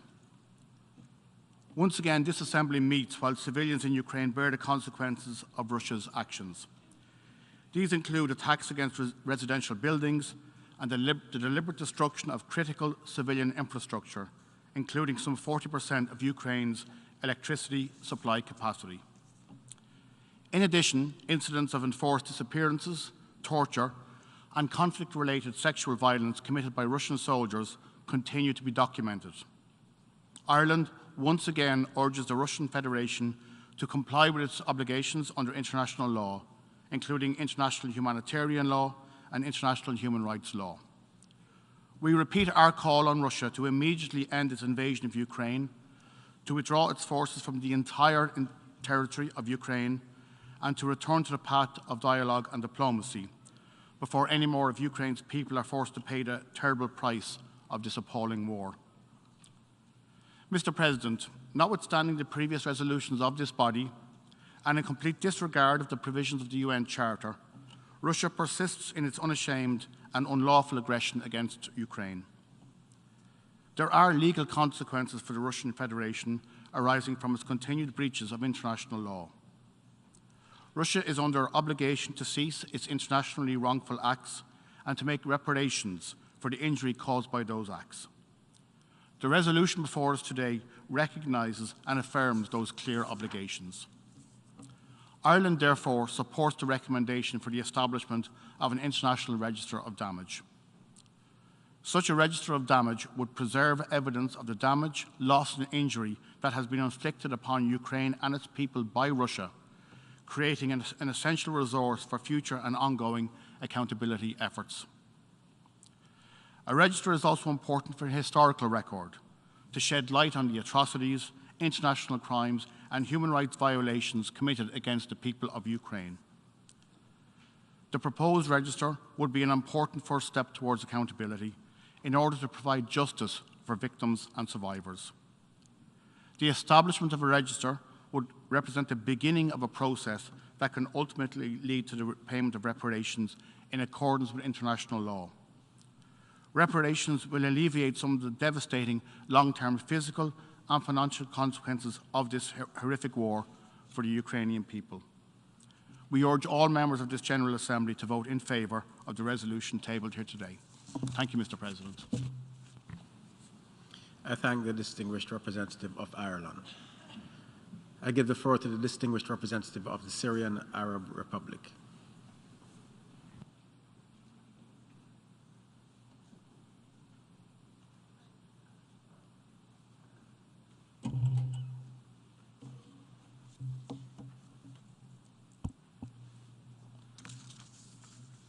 شكرا سيد الرئيس.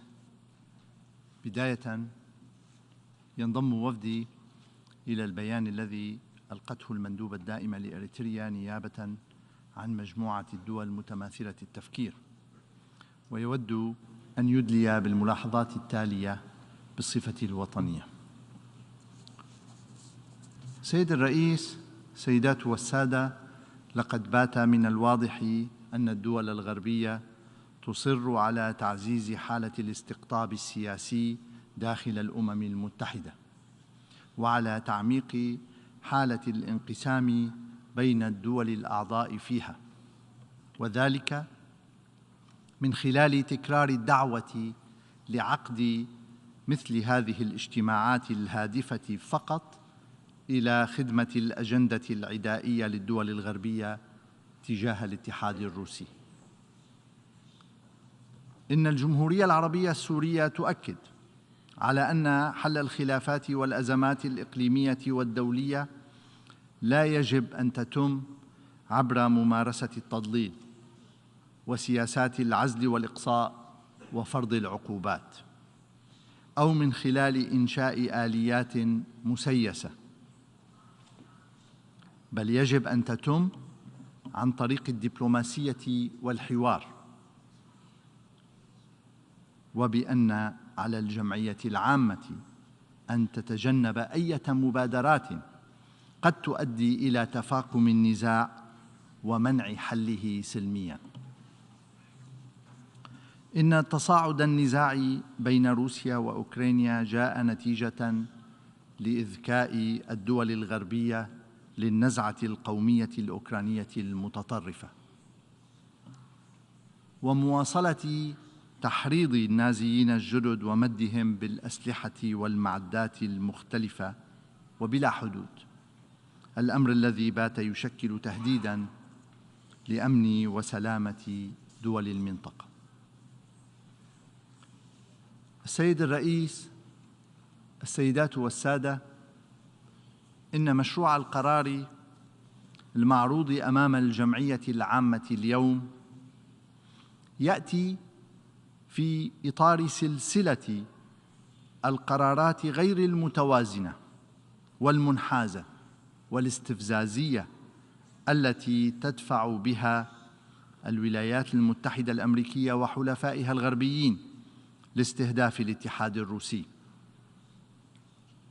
والذي ينطوي على حالة خطيرة من العدائية تتمثل في الاستيلاء على الأموال والأصول السيادية الروسية التي سبق له تجميدها، وخلق سابقة عبر إنشاء آلية غير شرعية للتعويضات في خروج واضح عن الولاية المعقودة للجمعية العامة للأمم المتحدة. إن فشل جميع المحاولات السابقة لتلك الدول في كسر إرادة الاتحاد الروسي دفعها إلى اللجوء لوسيلة ابتزاز إضافية ضد الاتحاد الروسي عبر اللجوء إلى سرقة الأموال المجمدة في إطار ما يسمونه آلية التعويضات لجبر الضرر والتعويض عن الخسائر ومساعدة الشعب الأوكراني، إلا أن هدفها الحقيقي هو تسديد قيمة مشتريات أوكرانيا المتزايدة من الأسلحة الغربية.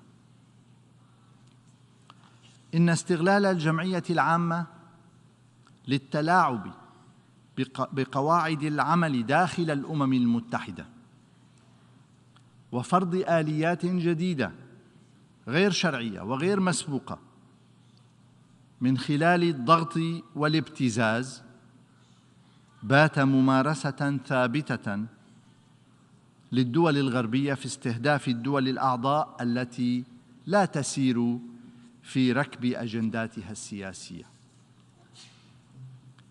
السيد الرئيس، إن سياسة المعايير المزدوجة التي تتبعها الدول الغربية قادتها إلى التركيز على قضايا معينة تخدم أجنداتها، وبالمقابل تتجاهل مسؤولياتها عن أفعالها غير المشروعة التي ارتكبتها خلال العقود الماضية بحق عدد من الدول الأعضاء في آسيا وإفريقيا وأمريكا اللاتينية، وذلك في محاولة منها للتنصل من المساءلة عن الأضرار الجسيمة التي ألحقتها بتلك الدول ومنها بلاد سوريا. ولهذا فإن ما تطرحه تلك الدول علينا اليوم لإنشاء مثل هذه الآلية ليس سوى دليل واضح يثبت حجم النفاق السياسي الذي وصلت إليه. السؤال الذي يطرح نفسه هنا: من الذي سيقوم بتعويض بلادي عن قيام ما يسمى بقوات التحالف الدولي بقيادة الولايات المتحدة وحلفائها الغربيين بتدمير البنية التحتية السورية؟ ومن الذي سيعوض الشعب السوري عن سرقة ثرواته الوطنية والخسائر الناجمة عن العقوبات الأحادية والتدابير الانفرادية القسرية اللا إنسانية التي تكبدها طيلة السنوات العشر الماضية؟ لا أحد يطرح هذا السؤال. السيد الرئيس، انطلاقاً من موقف بلادي الثابت والراسخ في رفض جميع محاولات تسييس عمل الأمم المتحدة والتلاعب بها، سيصوت وفدي ضد مشروع القرار المعروض أمامنا، ويحث الوفود الدول الأعضاء على التنبه لمخاطر الانجرار وراء مساعي إنشاء آليات غير قانونية وغير شرعية لا تتسق مع صلاحيات الجمعية العامة وأحكام ميثاق الأمم المتحدة، والتي لن تؤدي إلا إلى خلق المزيد من الفوضى في العلاقات الدولية. شكراً سيد الرئيس. I thank the distinguished representative of the Syrian Arab Republic. I give the floor to the distinguished representative of Nicaragua.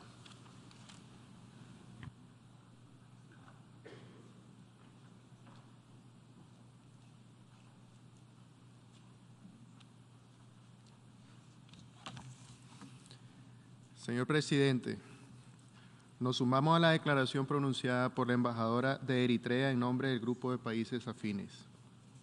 Nos encontramos nuevamente ante esta Asamblea General con la hipocresía y el doble rasero de algunos países, presentando iniciativas que cumplen únicamente con sus agendas egoístas, excluyentes y que no benefician ni aportan al multilateralismo, ni a la inclusividad de la membresía de Naciones Unidas.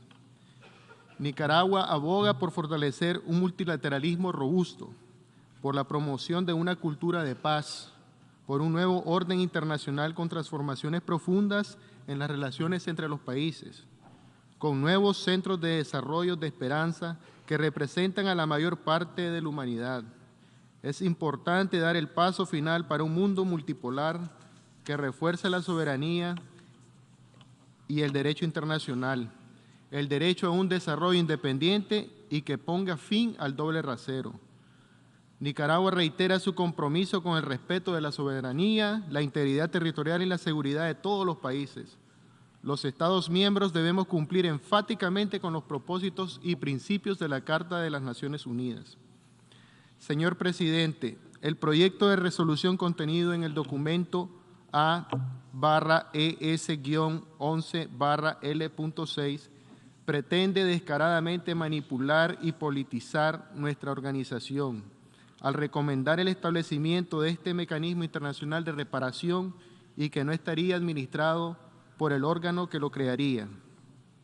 Con la presentación de esta resolución selectiva de países específicos, se resaltan los intereses y el doble rasero que nos quieren imponer los países occidentales, creando un mecanismo de reparaciones para un caso específico, ignorando totalmente la dolorosa historia que sus ocupaciones imperialistas y colonialistas dejaron con sus crímenes, la conquista, el exterminio y saqueos en cientos de naciones de pueblos originarios.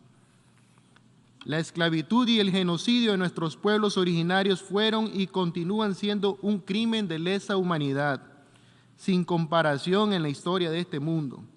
Y las reparaciones a las cuales tienen total derecho los pueblos originarios, africanos y afrodescendientes, víctimas de semejante barbarie, sigue siendo una deuda pendiente que los países europeos y Estados Unidos se niegan a reparar.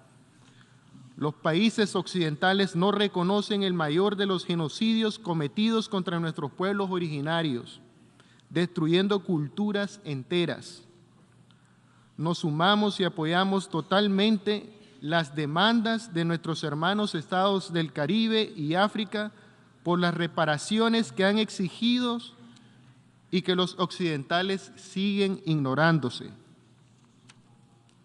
Señor Presidente, la imposición de sanciones, medidas coercitivas unilaterales son agresiones directas contra los pueblos y en tiempos de pandemia se convierten en crímenes de lesa humanidad, las cuales también en este caso deben ser objeto de reparaciones para todos los pueblos que somos víctimas del daño causado por estas agresiones de parte de países occidentales. No podemos dejar de recordar la doble moral, ese doble rasero de siempre de los occidentales. El 27 de junio de 1986, el fallo histórico de la Corte Internacional de Justicia de La Haya condenó a Estados Unidos por las actividades militares y paramilitares en y contra Nicaragua y mandó a indemnizar a Nicaragua por un monto de 17,000 millones de millones, mandato que Estados Unidos no ha cumplido, descalificando así a las Naciones Unidas y al más alto tribunal internacional. Señor Presidente, en estos días se está realizando la Conferencia del Cambio Climático COP27 en Sharm el Sheikh. Por décadas, nuestros países en desarrollo han demandado un mecanismo de reparación, de indemnización por nuestras pérdidas y daños causadas por los impactos negativos del cambio climático. ¿Y qué está pasando en la COP27? Nuevamente, los países occidentales que aplican y expanden modelos capitalistas destructivos de producción y consumo, destruyendo nuestra madre tierra, y quienes tienen esas responsabilidades históricas se niegan a establecer un mecanismo de reparación por la crisis climática, la cual no hemos provocado, pero que sí sufrimos con mayor intensidad y frecuencia todos los días. Señor Presidente, para finalizar, el proyecto de resolución A/ES-11/L.6 es una acción divisiva en esta Asamblea General. No promueve el diálogo ni crea condiciones para una solución diplomática. Es un precedente peligroso que tendría repercusiones inimaginables para la paz y seguridad internacional, ya que dicho mecanismo no estará bajo la administración y jurisdicción de nuestra Asamblea General, lo cual es incongruente y no aporta en nada a la paz y la solución del conflicto en Ucrania. Por lo tanto, señor Presidente, Nicaragua votará en contra de este proyecto de resolución. Muchas gracias. I thank the distinguished representative of Nicaragua. I give the floor to the distinguished representative of Romania.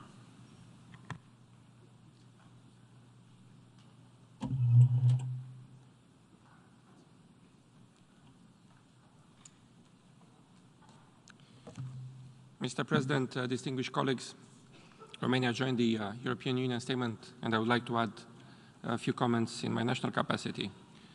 We are well aware of the context of this new debate under the 11th Emergency Special Session of the General Assembly, despite the repeated calls of this UN body, the Russian Federation continues unabated its unjustified and unprovoked illegal military aggression against Ukraine.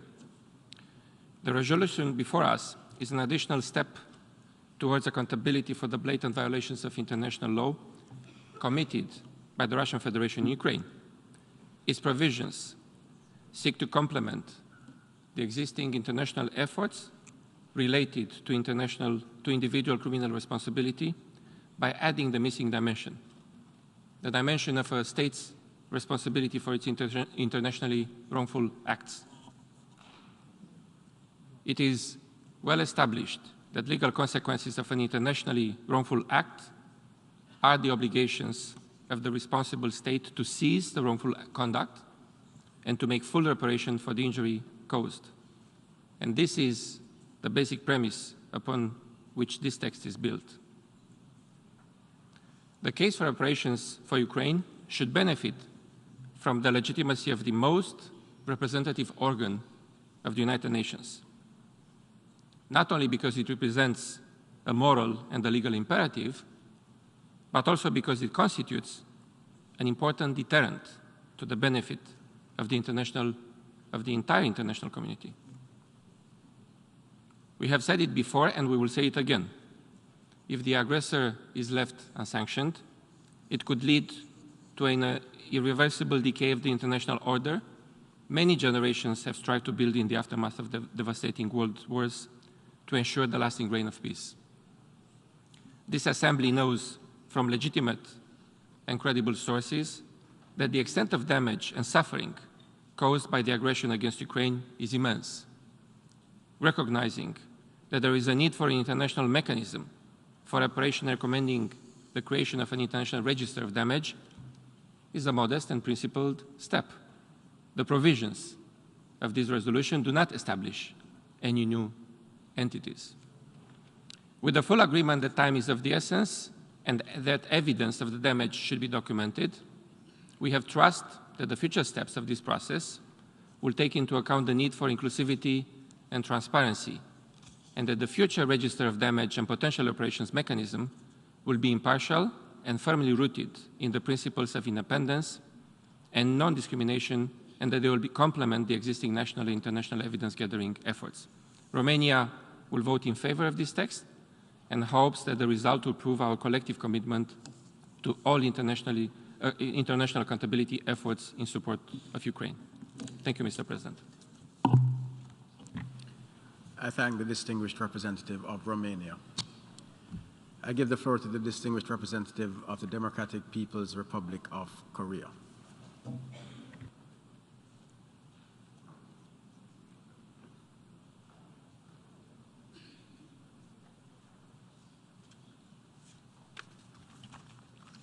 Mr. President, the root cause of the crisis in Ukraine totally lies in the hegemonic policy of the United States and West, which have systematically undermined the security environment in Europe by ignoring reasonable and just demands of the Russian Federation for security concern and promoting eastward expansion of NATO.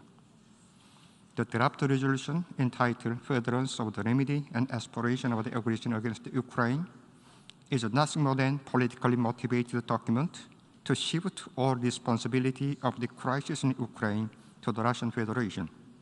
Furthermore, that draft resolution is inconsistent with the proposed principle of the UN Charter for settlement of the international dispute by peaceful means and in accordance with the principle of justice and international law. The General Assembly is not a judicial organ, and thus it has no mandate to judge internationally wrongful act and provide the legal ground for remedy and aspiration of a certain country. General Assembly must play a constructive role in preventing further escalation of geopolitical confrontation and tension and addressing security concerns of parties to conflict in a reasonable and balanced manner. The DPRK delegation expressed its deep concern to the possibility of abusing this draft resolution as a legal basis to illegally seize property and assets of sovereign state. With regard to this issue, I would like to mention the resolution entitled United Nations Convention on Jurisdictional Immunity of State and Their Property, which was adopted at the 59th session of the General Assembly in 2004.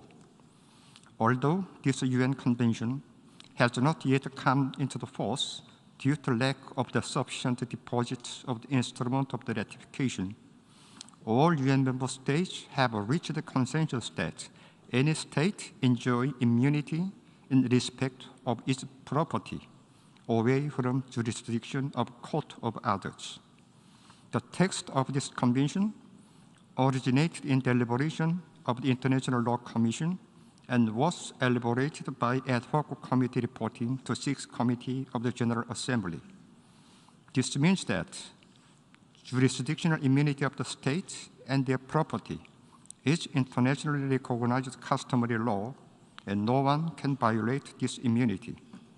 From this point of view, the delegation of DPRK opposed draft resolution submitted to current session as a product of the unilateral and double standard practice that infringe upon interest of sovereign state. I think. I thank the distinguished representative of the Democratic People's Republic of Korea. I give the floor to the distinguished representative of China.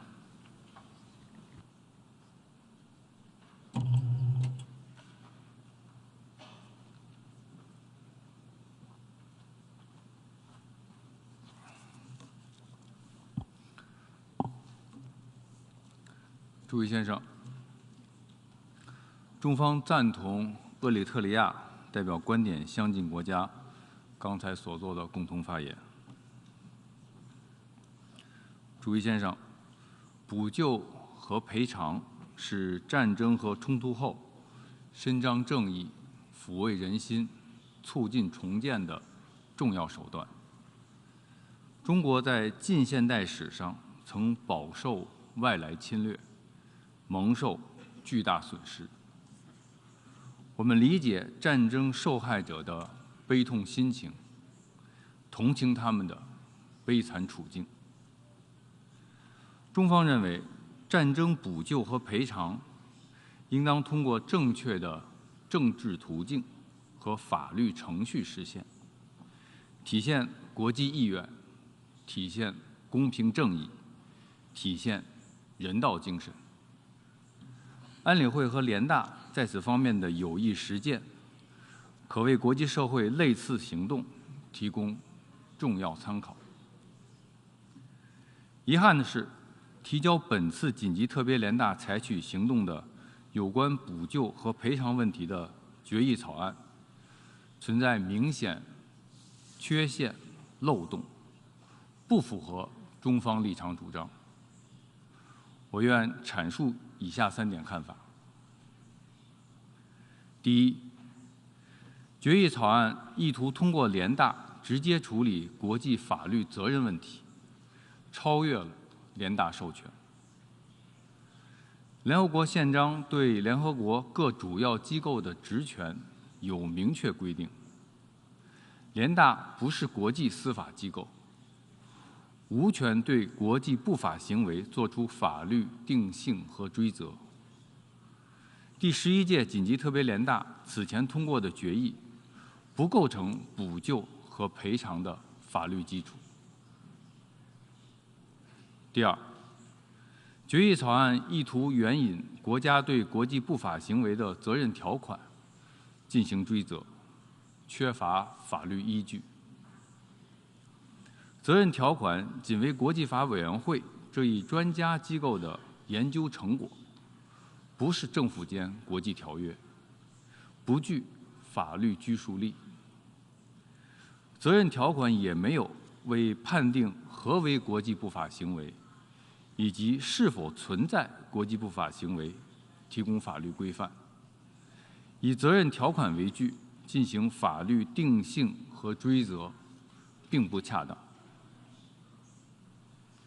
第三，决议草案意图认可部分国家在联合国框架外建立赔偿和和损失登记机制，不合惯常实践。部分国家拟建立的此类机制，不在联合国框架内，不受联合国监管，也不向联合国报告，却要让联大为此专门通过决议。这种做法道理上说不通，实践上没先例。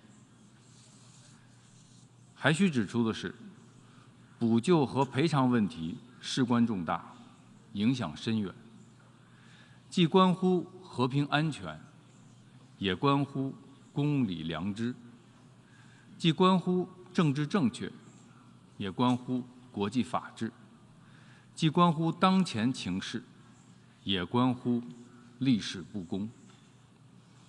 世界上那些遭受殖民主义、外来干涉、单边制裁、经济封锁等国际不法行为影响的国家，都有权要求补救和赔偿。联大今天采取的行动，应有助于为今后解决有关国家可能提出的补救和赔偿要求提供正确指引，应有助于维护联合国平等对待所有会员国的公正形象，应有助于确保联合国机构按照各自授权开展工作。这样一份重要的决议草案，理应经过会员国充分讨论和广泛协商，最大限度地凝聚共识，弥合分歧，确保在政治上、法律上、程序上都经得起历史的检验。令人遗憾的是，提案国没有认真组织磋商，没有实质性回应会员国的关切，执意推动联大仓促采取行动，这种做法完全不具建设性。基于上述，为维护联合国宪章权威和联大信誉，为维护真正的多边主义和团结协作精神，为维护国际法治和公平正义，中方将对决议草案投反对票。主席先生，乌克兰危机延宕至今已近9个月，对国际社会造成巨大冲击，给我们这个本已乱象纷呈的世界带来更多的不确定性、不稳定性。冲突长期化、扩大化、复杂化，不符合任何一方利益，对发展中国家伤害尤深。中方再次呼吁有关各方早日重回对话谈判，推动局势回到政治解决的正确轨道。包括联大在内的国际社会，均应为此付出积极努力，而不是挑动对抗、激化矛盾、加剧分裂。最后，我愿重申，中方在乌克兰问题上的立场是一贯的、明确的。我们始终主张各国主权、领土完整都应该得到尊重，联合国宪章宗旨和原则都应该得到遵守，各方合理安全关切都应该得到重视，一切有利于和平解决危机的努力都应该得到支持。中方愿继续同国际社会一道，为推动早日实现停火止战，局势走向缓和，危机得到政治解决，发挥建设性作用。谢谢主席。I thank the distinguished representative of China. I give the floor to the distinguished representative of France.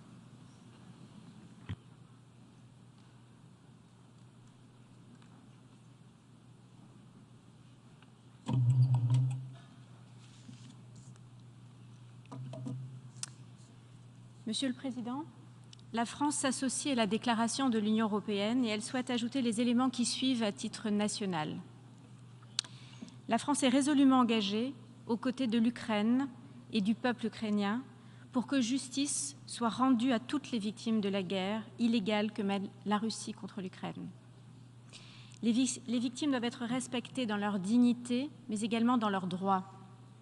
C'est dans cet esprit que la France soutient activement les autorités ukrainiennes dans le cadre des actions judiciaires qu'elles ont entreprises. Nous avons, avec 43 autres États, saisi la Cour internationale et nous la soutenons financièrement et politiquement dans le cadre des enquêtes qu'elle mène actuellement en Ukraine. La France soutient la collecte de preuves qui sont menées par des mécanismes d'enquête ainsi que par des juridictions nationales et internationales. Le 4 mars 2022, le Conseil des droits de l'homme a créé une commission d'enquête internationale indépendante chargée de collecter, d'analyser les éléments de preuve des crimes commis en Ukraine par la Russie. Le 23 septembre, le président de cette commission a présenté son rapport lors de la 51e session du Conseil des droits de l'homme. Il conclut très clairement que des crimes de guerre ont été commis en Ukraine. C'est sur la base de ces éléments que la France soutient et parraine la résolution qui recommande la création d'un futur registre qui permettra de répertorier les informations, les preuves, pour que les réclamations concernant les dommages, les pertes et les préjudices subis par toutes les victimes ukrainiennes de la guerre provoquée par la Russie puissent être prises en compte. Monsieur le Président, l'impunité n'est concevable ni ailleurs, ni en Ukraine. La Russie sera tenue responsable. Elle devra répondre de tous les crimes, des violations flagrantes du droit international, et elle devra supporter les conséquences juridiques de tous les actes internationalement illicites commis en Ukraine. Nous appelons donc les membres de cette Assemblée à apporter tout leur soutien à ce projet de résolution. Je vous remercie. I thank the distinguished representative of France. I give the floor to the distinguished representative of South Africa.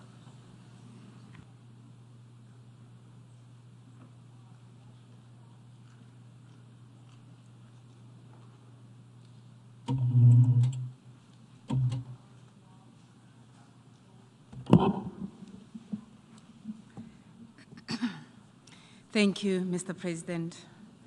South Africa continues to express its deep regret that the war in Ukraine persists despite its devastating impact and negative humanitarian effects on the people of Ukraine, including women and children. This is a war whose impact is also felt in countries all over the world, as it contributes to the current debilitating global food, fuel, and financial crisis. The war, no doubt, is contributing to slowing down the momentum on the implementation of the 2030 Agenda for Sustainable Development. South Africa, therefore, reiterates its call for an immediate cessation of hostilities and the establishment of a diplomatic process to end the war. We further reiterate that the territorial integrity of states, including that of Ukraine, must be respected, and we reject all actions that undermine the purposes and principles of the UN Charter and international law. Mr. President, Article 1 of the Charter of the United Nations provides that the purpose of our organization is to maintain international peace and security, and to that end, to take effective collective measures for the prevention and removal of the threats to the peace, and for the suppression of acts of aggression or other breaches of the peace, and to bring about by peaceful means and in conformity with the principles of justice and international law, adjustments or settlement of international disputes or situations which might lead to a breach of the peace. This is what we should be endeavoring to do. We should be asking ourselves, are our ways and action focused on the maintenance of peace, or creating further divisions that make the attainment of immediate peace less likely? South Africa believes that the UN Security Council should play a constructive role in the resolution of this conflict, in line with its charter mandate for the maintenance of international peace and security. We regret that in the case of the war in Ukraine, the Security Council continues to abdicate this mandated responsibility. The Security Council has thus far failed the people of Ukraine. However, it is not too late for the Council to play a constructive role in the resolution of the conflict. Should the Council fail to act, the General Assembly should focus on efforts to stop the war and consider resolutions that contain concrete proposal towards that end. The General Assembly should create conditions conducive to dialogue, mediation, and diplomacy as the only path that will lead to a peaceful resolution of the conflict. This is a role that the General Assembly has played before, and there is no reason it cannot do so now. Furthermore, the Secretary General should directly engage the parties to conflict towards an immediate cessation of hostilities. This is a process that should contain clear deliverables and timelines. The Secretary General has already illustrated the constructive role that he can play by facilitating the agreement on the Black Sea Grain Initiative. As we have stated before, this important example could be the basis for an agreement leading to a diplomatic resolution of the conflict. Additionally, the General Assembly and the Secretary General could consider creating a group of eminent persons to assist with the mediation between the parties to the conflict. Constructive actions such as these are urgently required to ensure that we move towards peace. Mr. President, today we meet to consider yet another divisive resolution on the war in Ukraine. We reiterate our question: will this draft resolution assist in supporting Article 1 of the Charter? Have the resolutions we adopted in the last few months contributed to achieving this? Clearly not. We must therefore find an alternative constructive action that brings us towards peace. Secretary General Guterres reminded us recently that more than 2 billion people, a quarter of humanity, live in areas affected by conflict. It is vital that the UN devotes equal time to the resolution of all conflict situations that threaten international peace and security. During the past 7 decades, this Assembly has had clear calls for reparations from slavery, colonialism, apartheid, and from many other contemporary conflicts. Regrettably, in all these instances, we have not been able to find agreement on reparations due to the opposition of many that are co-sponsoring today's resolution. We are clearly sending a message of exceptionalism and that reparations matter in some cases and do not matter in others. The United Nations loses its credibility when it is seen to be partisan and exercising double standards in its work. As member states, we should refrain from perpetuating such practices. Mr. President, beyond matters of principle, the resolution we are considering today places the United Nations in uncharted waters. The General Assembly is being asked to grant its authority to a process that will lead to the setting up of a mechanism for reparations by interested countries. There's no clarity on what the eventual mechanism will look like, its functions, and how it will relate to the General Assembly. We also do not know what its eventual legal status will be. We are therefore uncomfortable that the sanctity of the UN General Assembly will be used to give legitimacy to an unknown process.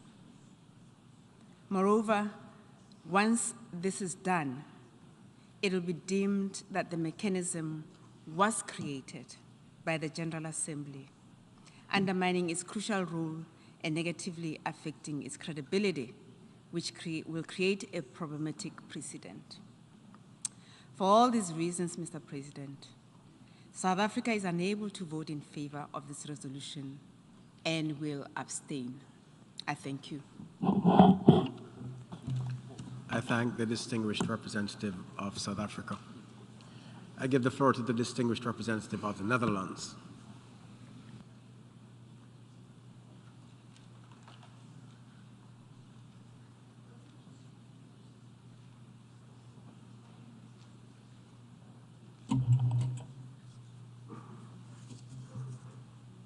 Thank you, Mr. President. The Kingdom of the Netherlands aligns itself with the statement made earlier by the European Union and would like to offer some short remarks in our national capacity. Mr. President, it is an established principle of international law that the aggressor has an obligation to cease its aggression and to make full reparation for the injury and damages it has caused. Today, the sheer magnitude, extent, and nature of the damage caused by Russian attacks is evident for all to see. But this evidence might over time disappear or get lost under the fog of war. That's why we need to register evidence of damages caused, so that later, when we eventually do move to conciliation, we have a clear picture of what needs to be settled. And that, Mr. President, is the essence of the resolution in front of us today. It establishes that aggression occurred, that damages resulted from this aggression, that the aggressor is liable for these damages, and that in order to allow compensation for these damages, they must be documented in a register. And yes, also in response to some of the previous speakers, we do firmly believe that such a register will be an essential element of any eventual peace and conciliation initiatives. And since the General Assembly has established a register of damages in the past, it is certainly within its competence to recommend the establishment of one. We therefore call on all member states to vote in favor of the resolution, to vote to uphold the law of state responsibility, and to vote for justice for all those who have suffered damages in this unprovoked conflict. I thank you, Mr. President. I thank the distinguished representative of the Netherlands. I give the floor to the distinguished representative of Belarus.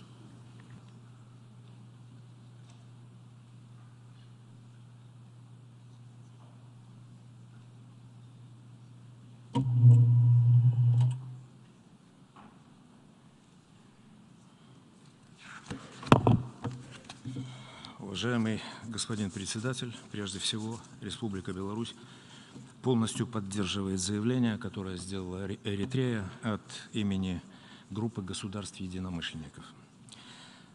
Господин председатель, прежде всего, мы категорически возражаем против процедуры внесения предлагаемого проекта резолюции. Полное отсутствие инклюзивности, транспарентности, без проведения каких-либо консультаций в очередной раз убеждают нас в том, что западные государства полностью отказались от принципов многосторонности, добросовестности и сотрудничества в Организации Объединенных Наций. Как вы все прекрасно знаете, Республика Беларусь стояла у истоков как Минских соглашений, так и комплекса мер по их выполнению, Минск-2. На протяжении всего конфликта Беларусь делала все возможное для организации переговоров между Россией и Украиной, обеспечивая их проведение на высшем, на высоком уровне и в том числе в рамках трехсторонней контактной группы. Действительно ли западные государства, так называемые гаранты упомянутых Минских соглашений, желали урегулирования ситуации? Сегодня, к сожалению, ответ совершенно очевиден. Одобрение государственного переворота в 2014 году, провоцирование на протяжении 8 долгих лет эскалации конфликта на Донбассе, поддержка Украины при ее отказе выполнять Минские соглашения, превращение Украины в антироссию, накачивание Украины оружием создали все предпосылки для того, чтобы обе страны стали друг для друга представлять фактически экзистенциальную угрозу. Коллективный Запад никогда и не пытался убедить Украину выполнять Минские соглашения. Западные государства, гаранты соглашений, не выполнили свои обязательства. Если бы они это сделали, мы сегодня в этом зале эту проблему бы не обсуждали. Главная задача западных государств состояла в максимальном ослаблении России и в создании условий, при которых Россия уже не могла бы не реагировать. Проект не выдерживает никакой критики с точки зрения международного права. Это всего лишь попытка легализовать воровство чужих активов. Это также очень хороший наглядный пример для всех нас, для всех тех, кто по-прежнему считает, что частная собственность на Западе священна. Проект не упоминает о преступлениях, совершавшихся колониальными державами на протяжении столетий, последствиях рабства, уничтожения целых народов, которые проживали на захваченных территориях. Никто и никогда не выплачивал и не выплатит уже репарации, компенсации странам и народам за ущерб, который, кстати говоря, наверное, не поддается никакой оценке, и за все те страдания, которые эти страны и народы перенесли. В проекте нет ни слова и о нынешнем экономическом терроризме, незаконных блокадах, незаконных санкциях, попытках экономического удушения целых стран и народов. Недавно руководство ООН отмечало, что война на Украине является сегодня лишь одним из почти 30 вооруженных конфликтов в мире. Генеральная Ассамблея не должна делать исключения для одного конфликта, каким бы тяжелым он ни был, не должна ставить его выше интересов развивающихся стран, несущих на себе наиболее тяжелые последствия войн, в том числе и ведущихся сегодня, иностранного вмешательства, рабства, колониализма, геноцида. Предложенный документ ни на один шаг не приблизит нас к миру, а лишь еще больше поляризует. Республика Беларусь проголосует против данного проекта резолюции. Благодарю вас за внимание. I thank the distinguished representative of Belarus. I give the floor to the distinguished representative of Cuba.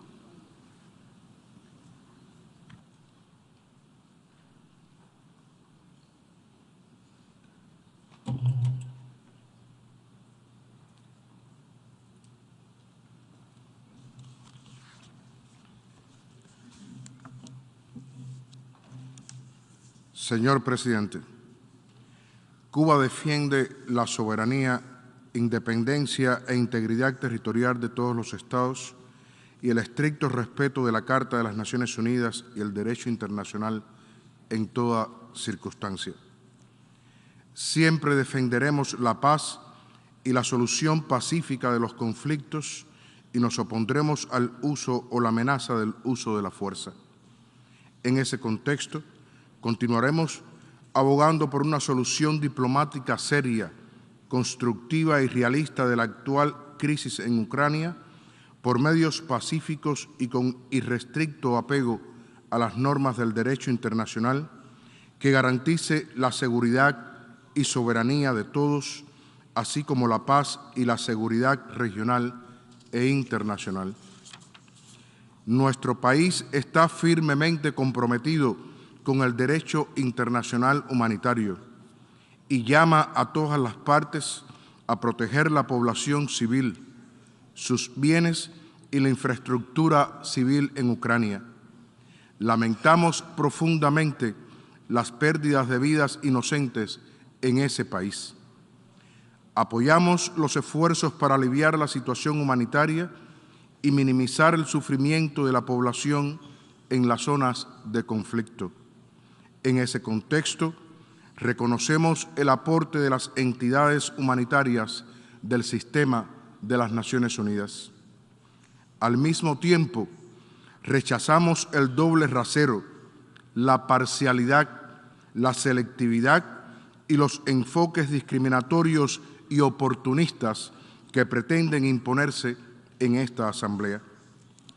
El proyecto de resolución que se nos ha presentado es un ejemplo de ello. Señor Presidente, son múltiples los casos a nivel global de legítimas demandas de compensación de daños y reparaciones presentadas desde hace muchos años por Estados miembros sin avance alguno. Resulta cuando menos irónico observar que algunos de los que se oponen rotundamente a considerar esos casos se incluyen entre los principales promotores del proyecto que hoy discutimos. Cuba defiende el derecho legítimo a las compensaciones justas, pero deberíamos comenzar por listar y atender las históricas, acumuladas y totalmente ignoradas. Apoyamos firmemente la justa demanda que año tras año presentan ante esta Asamblea los Estados miembros de la Comunidad de Estados del Caribe, CARICOM, para que se les compense económicamente por los daños y horrores de la trata transatlántica de esclavos y el genocidio de sus pueblos nativos ocasionados por las antiguas metrópolis. 70 millones de aborígenes fueron masacrados como consecuencia de la conquista y colonización europeas y decenas de millones de africanos enviados al otro lado del Atlántico para trabajar como esclavos. Sin embargo, nada se ha hecho. Por el contrario, somos testigos del egoísmo opulento y la impunidad que disfrutan los responsables de esos crímenes contra la humanidad asociados al desarrollo histórico del capitalismo. Igual silencio y renuencia a actuar son evidentes respecto a las legítimas reivindicaciones de los hermanos pueblos africanos e indígenas para que se reparen los errores históricos causados por el colonialismo durante 500 años de expoliación e ignominia. Demandamos resarcimiento por la inhumana explotación de 3 continentes que obliga a más de 6.200 millones de personas a vivir los desafíos del subdesarrollo. La pobreza no es castigo divino. Sus orígenes datan desde el comienzo y desarrollo de la colonización. Existen los recursos técnicos y financieros si realmente hay voluntad de que se comience a pagar por los daños. Señor Presidente, es irónico que varios de los proponentes del proyecto de resolución que se examina hoy hayan obstaculizado la inclusión de un punto en la agenda de las negociaciones de la COP27 para la discusión sobre un mecanismo financiero de compensación por pérdidas y daños ocasionados por el cambio climático. Exigimos que se atienda con urgencia el reclamo de los países en desarrollo para la creación de dicho mecanismo de compensación, principalmente para los pequeños estados insulares en desarrollo. La Asamblea General nunca ha establecido un mecanismo de compensación de daños y reparaciones a los Estados miembros que sufren las terribles consecuencias de medidas coercitivas unilaterales contrarias a la Carta y el derecho internacional, incluyendo genocidas bloqueos económicos, comerciales y financieros. Se compensaría a Cuba por los daños acumulados durante 6 décadas de aplicación del bloqueo económico, comercial y financiero que nos ha impuesto Estados Unidos. ¿Atendería el gobierno de los Estados Unidos la justa demanda del pueblo de Cuba para la compensación por la vida de 3.478 cubanos fallecidos y los 2.099 incapacitados como consecuencia de actos terroristas? ¿O compensará Estados Unidos a Cuba por la ocupación ilegal de parte de nuestro territorio nacional en la provincia de Guantánamo? ¿Exigiría la Asamblea General que Estados Unidos compense a México por la anexión de la mitad del territorio mexicano? ¿Se apoyaría que Estados Unidos compense al pueblo vietnamita por las vidas perdidas, las enfermedades que aún hoy afectan a muchos y los daños económicos causados por el uso del agente químico naranja durante la intervención imperialista en Vietnam? ¿Por qué se continúan ignorando los justos reclamos de compensación y reparación de las islas del Pacífico, víctimas de la radiación y la contaminación ocasionada por muchos de los más de 2.000 ensayos de armas nucleares realizados desde 1947?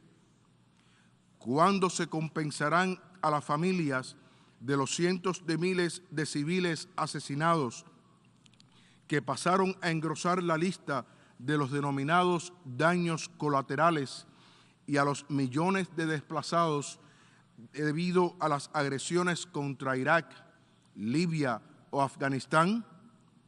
¿En cuánto y cómo se está considerando resarcir la vida de un niño palestino y el asesinato y encarcelamiento de la población civil palestina?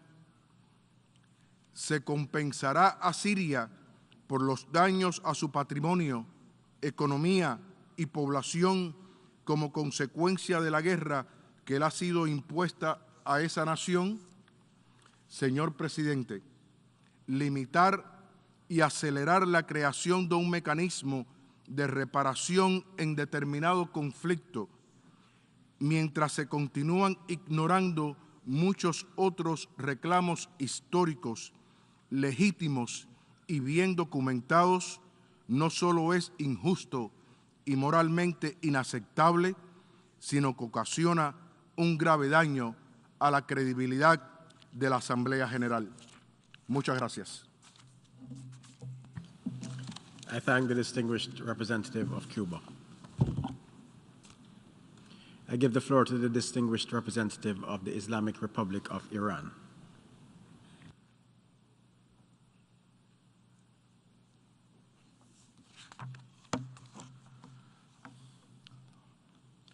In the name of God, the compassionate, the merciful.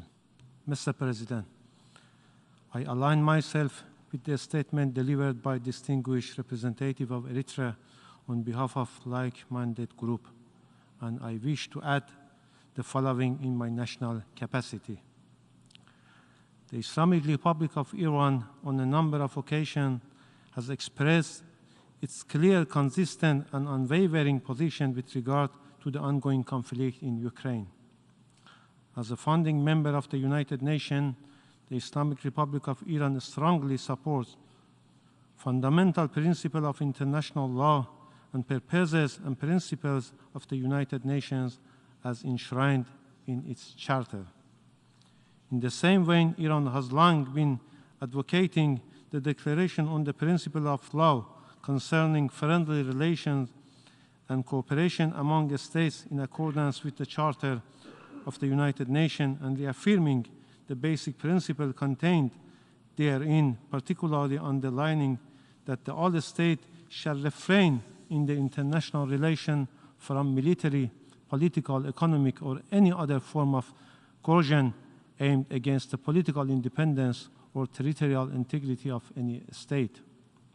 Regrettably, the same countries that emphasize the importance of maintaining and strengthening the international peace founded upon freedom, equality, justice, and respect for human rights, and developing friendly relations among nations, irrespective of their political, economical, and social systems or the level of their developments, were and continuing to be at the forefront of the violation that very principles as well.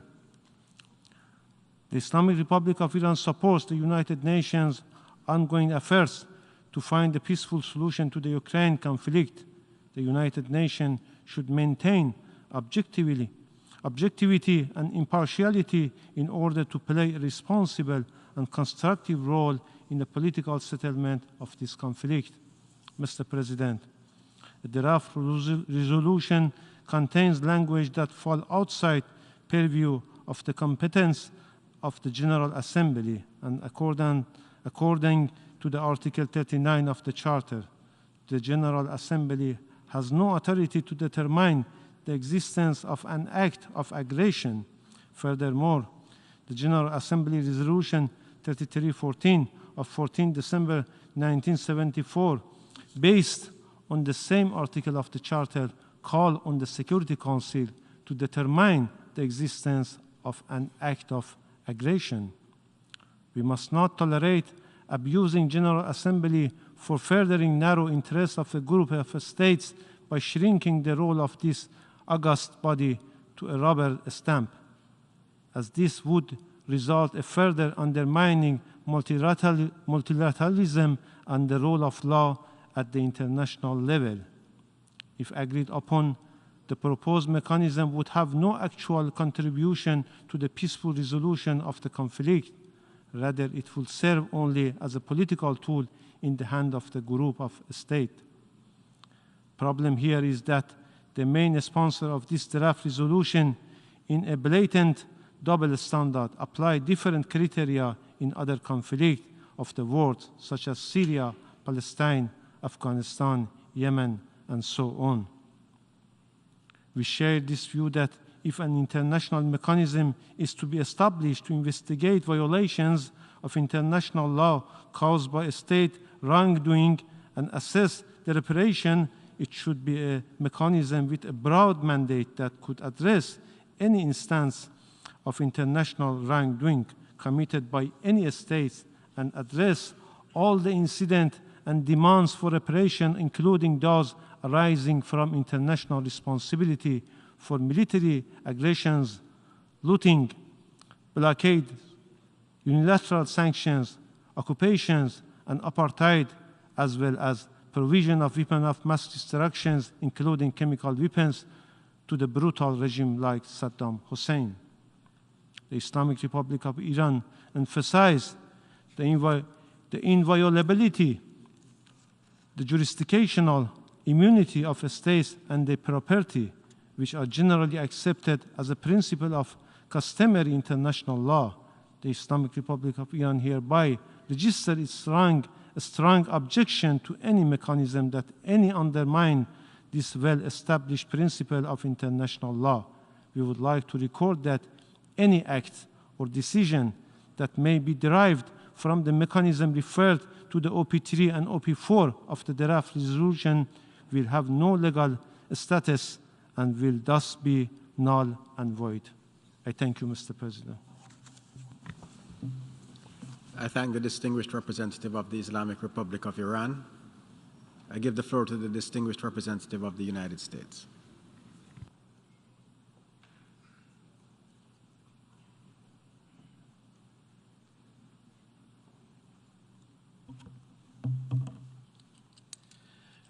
Mr. President, fellow delegates, together with more than 50 co-sponsors of this resolution, the United States reaffirms our commitment to international law, including the UN Charter, and to its principles on the sovereignty and territorial integrity of states. We have heard a lot during this debate, but I think it's clear what the issue is before this august body. The international community must hold Russia to account for its violations of Ukraine's sovereignty and territorial integrity, and for the resulting damages and abuses committed against the people of Ukraine. This resolution represents a critical step toward accountability. It highlights the importance of gathering evidence to support eventual claims for compensation from Russia on a non-criminal track for the injuries, the deaths, and the extensive damage to public and private property caused by Russia's internationally wrongful acts in Ukraine. The mounting costs, including the appalling human toll of Russia's unprovoked and unlawful invasion of its neighbor and fellow UN member state, are tremendous. To date, there have been thousands killed, millions more displaced, and an untold number disappeared. Reports are multiplying of atrocities and other abuses, including of forced deportation, the deliberate separation and kidnapping of children from their families and forced adoptions in Russia, torture, and the bombing of maternity hospitals. Russia's devastating strikes have been hitting cities and towns across Ukraine, with shells damaging or destroying residential areas and medical facilities around the country, and causing significant major destruction to critical energy infrastructure as winter fast approaches. It is well within the authority of the General Assembly to adopt this resolution. Chapter 4 of the UN Charter gives the General Assembly broad recommendatory authority on a vast array of issues. This recommendation to create a damages register is an important initial step toward the eventual establishment of a claims adjudication mechanism to assess the full scope of the huge toll this needless war is taking on Ukraine and its people. My delegation wishes to reiterate that this is, again, a matter of justice, not geopolitical competition. The passage of this resolution underscores the United Nations' strong message to would-be aggressors around the world that breaching international law, including the UN Charter, will have consequences, and that the international community, all of us, will hold violators to account. Compensation for the victims of aggression would serve then as a deterrent against future breaches of international peace and security. Secretary General Guterres was clear when he said that Russia's actions are, quote, a violation of the principles of the UN Charter and international law, unquote. This vote, therefore, is a vote for accountability and for the defense of the Charter. It is understandable and right for Ukraine to want a cataloging of the mounting consequences, including the appalling human toll of Russia's unprovoked and unlawful invasion. Ukraine will one day rebuild. That is not at question here. The point is the imperative for us, the international community, to hold the perpetrator to account for this needless devastation. Accountability is an important component of any eventual settlement of this war.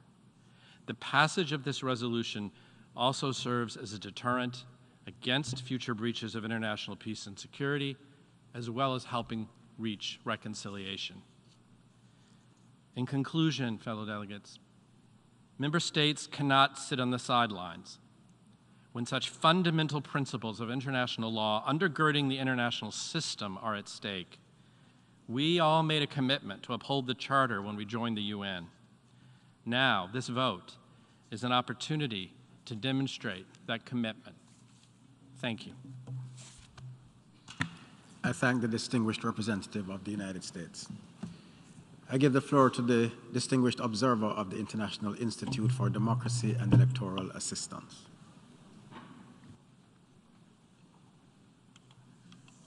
Excellencies, the resilience of its democracy has been a remarkable achievement of Ukraine in the face of the war of aggression waged by the Russian Federation since February 2022. A key dimension of Ukraine's reaction, alongside its military response, has been the impressive engagement of a wide range of social actors from all segments of the Ukrainian society in the fight to defend democratic freedoms and rights at the time when it was attacked by overwhelming forces of invasion.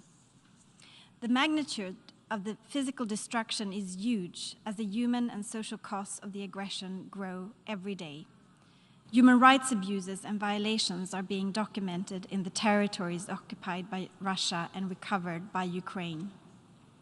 The impact of Russian tactics of systematic destruction of critical infrastructures in Ukraine will have long-lasting consequences. The responsibility of the Russian Federation should be addressed with reference to UNGA Resolution 60/147. For its recovery and the reconstruction of its infrastructure and economy, Ukraine will have to face exceptionally difficult challenges. To cope with them, it will certainly need extensive and prolonged support by the international community. It will also require assistance for further strengthening its democratic institutions. They will be essential for successfully countering corruption and achieving the ambitious results of what will likely be a multi-billion reconstruction investment plan. In fact, Russia targeted not only strategic military infrastructures, but also civilian targets, public services, supply networks, and centers.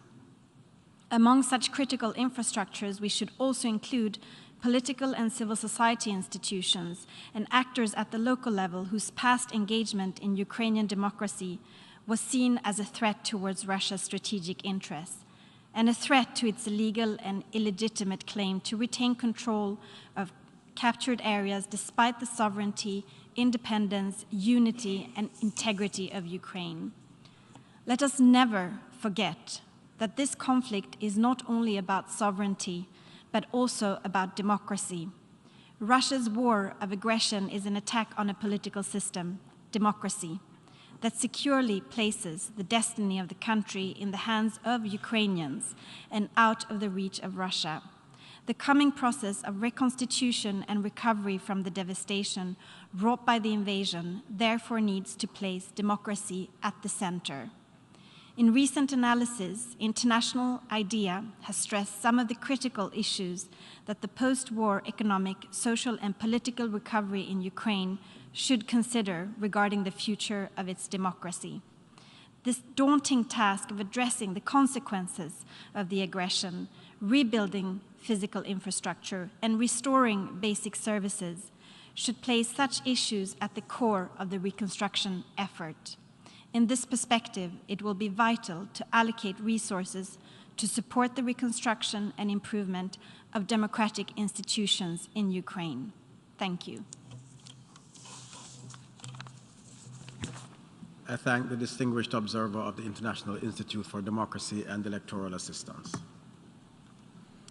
We have heard the last speaker in the debate on this item. We shall now proceed to consider draft resolution A/ES-11/L6. Explanations of vote before the vote. Before giving the floor for explanations of vote before the vote, may I remind delegations that explanations of vote are limited to 10 minutes and should be made by delegations from their seats.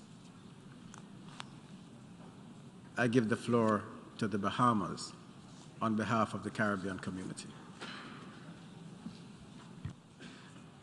Mr. President, I have the honor to make this statement on behalf of the 14 member states of CARICOM in explanation of vote on the draft resolution. CARICOM strongly condemns the unilateral military incursion into Ukraine by the Russian Federation. We maintain the view that the military action by Russia in Ukraine is a flagrant violation of the principles enshrined in the UN Charter, both in word and in spirit. It undermines the core principles of respect for sovereignty and territorial integrity, the non-interference in the internal affairs of sovereign states, and the obligation to refrain from the threat or use of force in international relations. CARICOM considers these principles non-negotiable obligations to which all of us, as member states of this United Nations, have freely consented to be bound. Mr. President, CARICOM subscribes to the principle that for every wrong, there is a remedy. This is a fundamental principle of law and equity, and we believe it to be an equally fundamental principle of international law. Indeed, wherever there are wrongs committed, the victim should be entitled to appropriate remedy, including compensation for injury, loss, and damage caused by that wrong. It is a fact that the nation of Ukraine has experienced injury, suffering, and death of many of its people, both military and civilian, as well as damage to critical infrastructure. The world has seen images of the destruction of homes, schools, hospitals, and other institutions and buildings, causing mass displacement of individuals, businesses, families, and communities. We understand that the cost of repairing this damage will be extensive, and that, consistent with principles of law and equity, the burden of such compensation should be imposed upon the perpetrator. CARICOM also gives due recognition to the global community that views, correctly, that the United Nations is vital to resolving matters of international consequence, including to promote peaceful coexistence in cases where resolution proves elusive. Mr. President, at the same time, while CARICOM supports in principle Ukraine's legitimate claim for reparations for wrongs committed against it by Russia, we believe that such a process must be pursued through an appropriate mechanism. What is being proposed in this resolution contemplates that the General Assembly should endorse a process over which it will have no control, no oversight, indeed, no role to play whatsoever. The resolution as drafted asks member states, having thus given their approval, to then trust that the process will be conducted fairly and objectively, with integrity, transparency, and in accordance with the relevant principles of international law. Mr. President, CARICOM notes in OP3 of the text, quote, the need for the establishment in cooperation with Ukraine of an international mechanism for reparation for damage, loss, or injury, and arising from the internationally wrongful acts of the Russian Federation in or against Ukraine, end quote. We also note the recommendation OP4 for, quote, the creation by member states in cooperation with Ukraine of an international register of damage to serve as a record of evidence and claims information on damage, loss, or injury to all natural and legal persons concerned, end quote. In CARICOM's analysis of this call to action by the General Assembly, we offer the following observations on certain aspects of the draft. 1. The resolution does not provide any guiding principles on how the future mechanism would operate or how the register of damage is to be created or managed. In addition, member states are being asked to act on these initiatives in the context of an ongoing war with no real ability to predict any future developments or outcomes. 2. Noting that while there are ongoing judicial processes addressing the situation in Ukraine, there is, as yet, no established jurisdictional basis for the proposed mechanism nor the register of damage. Neither are pursuant to a Security Council resolution nor an order of the International Court of Justice. Furthermore, it is not within the power of the General Assembly under the UN Charter to create these initiatives. For these reasons, member states of CARICOM will abstain in their vote on this resolution. Nevertheless, CARICOM recognizes that the Russian Federation must bear the legal consequences of all its wrongful acts for any violations of international law and or for any violations of international humanitarian law in or against Ukraine. Indeed, Mr. President, CARICOM reiterates its strong support for the principle that member states have a legitimate right to claim reparations and compensation for injury, loss, and damage caused by the wrongful actions of other member states. This principle is to be applied in the present case as well as other similar cases worldwide. CARICOM makes this broader point regarding a range of issues before the international community, including climate action and indeed reparations in connection with the transatlantic slave trade and native genocide. Mr. President, mass atrocity crimes and gross violations of international law demand scrutiny and justice without exception for whenever, in time they occurred, wherever in the world they occurred, and by whomever they were perpetrated. There will always exist a moral and or legal obligation to correct injustice, including the legacy of past injustice. In closing, CARICOM reaffirms its strong opposition to any and all actions which instigate the disruption of a peaceful multilateral order. We therefore reiterate the call for an end to hostilities, the immediate, complete, and unconditional withdrawal of Russian military forces from the territory of Ukraine, and the return to dialogue and diplomacy in good faith to peacefully and constructively resolve differences. Thank you. I thank the Bahamas on behalf of the Caribbean community. I give the floor to Mexico.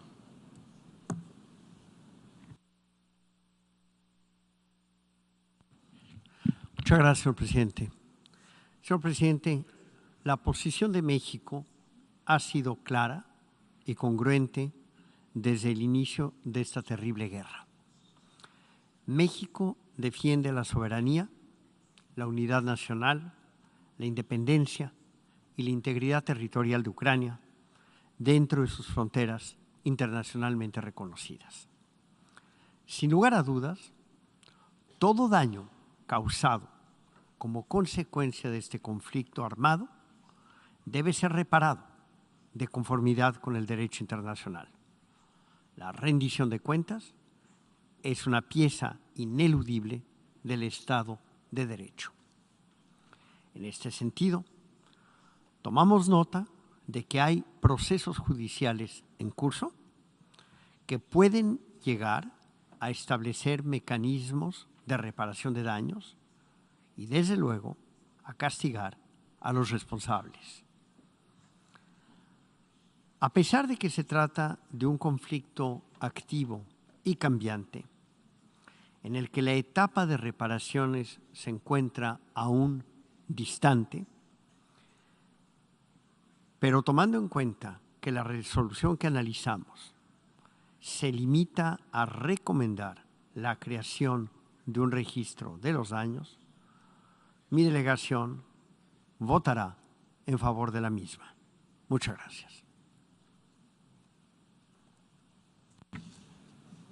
I thank Mexico, and I give the floor to the Bolivarian Republic of Venezuela. Señor presidente, la República Bolivariana de Venezuela suscribe la intervención formulada por el Estado de Eritrea en nombre de un grupo de países de pensamiento afín.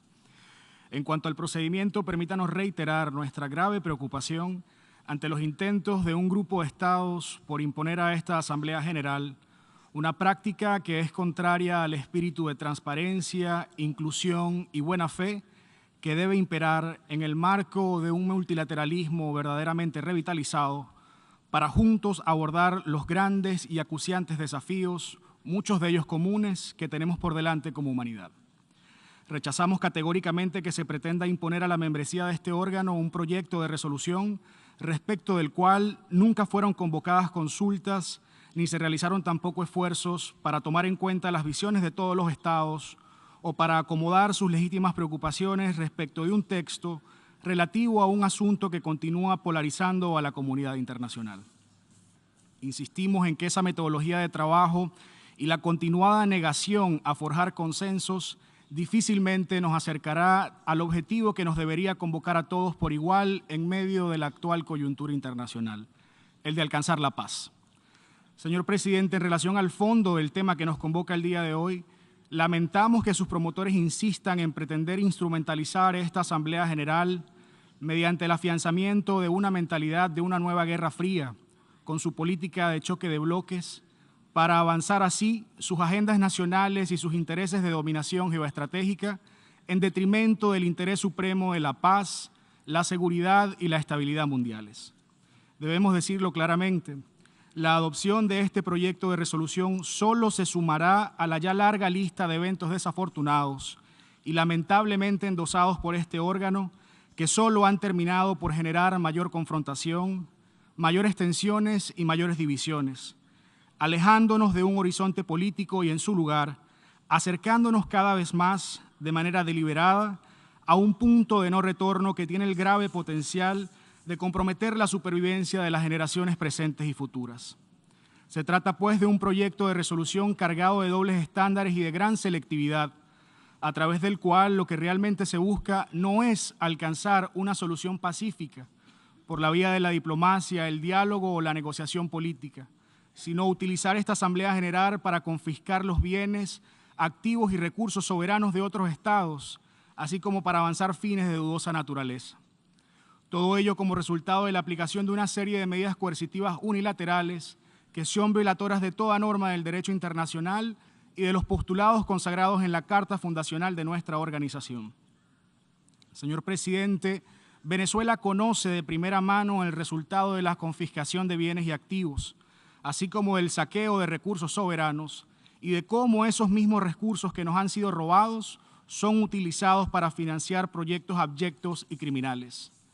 De allí que no nos sorprende que sean los mismos que continúan hoy agrediendo a mi país, robándole miles de millones de dólares, incluyendo toneladas de nuestras reservas nacionales en oro, los que promuevan la creación de este tipo de mecanismos oscuros que, por demás, tiene serias deficiencias tanto conceptuales como operativas y que parecen enmarcarse en la lógica de la guerra perpetua de los Estados Unidos. Ahora bien, se busca que dicho mecanismo sea establecido por esta Asamblea General, pero de forma alguna se establece que el mecanismo debería también rendir cuentas a este mismo órgano. Tampoco se brindan detalles sobre sus términos de referencia o sobre cómo funcionaría, quiénes lo integrarían, etc. Ese es precisamente el supuesto orden basado en reglas que tanto pregona Occidente. Reglas que son desconocidas, pero que discursivamente son útiles para invocar siempre y cuando sirvan para avanzar sus intereses. Por otra parte, destaca el hecho de que los proponentes del borrador de resolución pretenden desconocer las justas luchas de diversos pueblos de África, Asia, América Latina y el Caribe, que exigen reparaciones apropiadas por los crímenes cometidos y los daños y perjuicios incurridos por las potencias coloniales e incluso por sus más recientes aventuras militares, y que ahora, como confirma su ausencia de este texto ante nosotros, son desconocidas con total desvergüenza. Es algo que, sin embargo, tampoco nos sorprende, pues va igualmente de la mano con los dobles raseros a los que ya nos tiene acostumbrado todo Occidente y sus aliados.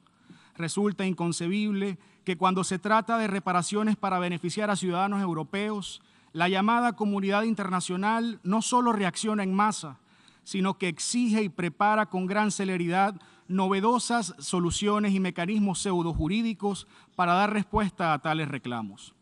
Cuando se trata de reparaciones para los pueblos de nuestro mundo en desarrollo, sin embargo, esa misma comunidad internacional, liderada por quienes nos presentan hoy este proyecto de resolución y cuyos gobiernos mantienen aún una mentalidad colonialista y supremacista, ignora abiertamente sus luchas a favor de la verdad, la justicia y la reparación. Sufren, pues, de una grotesca amnesia moral. Lamentamos, asimismo, el hecho de que entre los promotores y copatrocinadores del texto que se nos presenta el día de hoy se encuentren incluidos gobiernos de países que, al igual que Venezuela, fueron sometidos a la ocupación, la dominación y la opresión del yugo colonial y cuyos pueblos hermanos reclaman hoy, al igual que tantos otros alrededor del mundo, justas reparaciones por los crímenes cometidos, bien sea en forma de genocidio, exterminio, esclavitud, trata de personas, apartheid y otras tantas atrocidades. Señor presidente, es por todo lo anterior que consideramos que el borrador de resolución contenido en el documento A/ES11/L.6 de forma alguna contribuirá al objetivo de lograr una paz duradera por la vía del diálogo político y la negociación diplomática, razón por la cual hacemos un llamado a los miembros responsables de la comunidad internacional a votar en contra de dicho texto.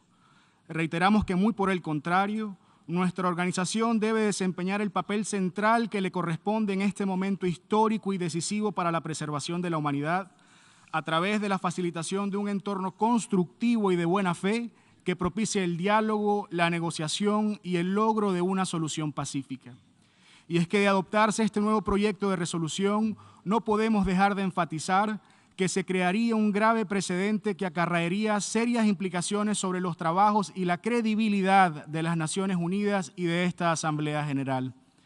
Para concluir, desde esta tribuna insistimos una vez más en nuestro llamado a la reducción de las tensiones y al cese de la propaganda de guerra, así como el discurso de la intolerancia, guiado por las ideologías de odio, al tiempo que enfatizamos que solo a través de la diplomacia, del diálogo y la contención, sin presiones ni sanciones, podremos evitar que se nos empuje como sonámbulos hacia una fase más aguda del conflicto, hacia una fase más larga y difícil de resolver, y hacia una fase que solo prolongará la crisis en el tiempo y generará consecuencias que tardarán generaciones en ser superadas. Muchas gracias, señor presidente. I thank the Bolivarian Republic of Venezuela. We have heard the last speaker in explanation of vote before the vote. Before proceeding to take a decision on draft resolution A/ES-11/L6, I wish to address the question concerning the majority required for the adoption of the draft resolution. In light of Article 18, paragraphs 2 and 3 of the Charter of the United Nations, is there any objection to taking action on draft resolution A/ES-11/L6 by a 2/3 majority of the members present and voting? I see no objection. The 2/3 majority of members present and voting is therefore required for the adoption of draft resolution A/ES-11/L6. The Assembly will now take a decision on draft resolution A/ES-11/L6 entitled Furtherance of Remedy and Reparation for Aggression Against Ukraine. For your information, the draft resolution has closed for e-sponsorship. I now give the floor to the representative of the Secretariat. Mr. President, I should like to announce that since the submission of the draft resolution, and in addition to the delegations listed on the L document, the following countries have also become co-sponsors of A/ES-11/L6: Andorra, Costa Rica, Dominican Republic, Liberia, Monaco, Myanmar, North Macedonia, Palau, Republic of Korea, San Marino, and Switzerland. If any other delegations wish to co-sponsor A/ES-11/L6, please signify by pressing the microphone button now. I see none. Thank you, Mr. President. I thank the representative of the Secretariat. A recorded vote has been requested.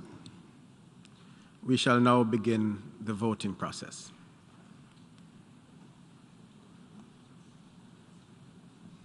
Those in favor of draft resolution A/ES-11/L6, please signify. Those against? Abstentions? The General Assembly is now voting on draft resolution A/ES-11/L6 entitled Furtherance of Remedy and Reparation for Aggression Against Ukraine. Will all delegations confirm that their votes are accurately reflected on the screen?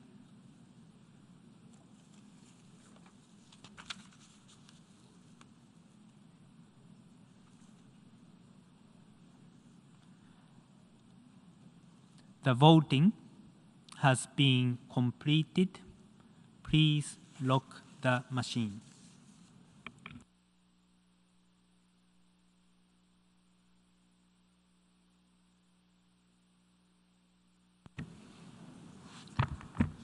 The result of the vote is as follows.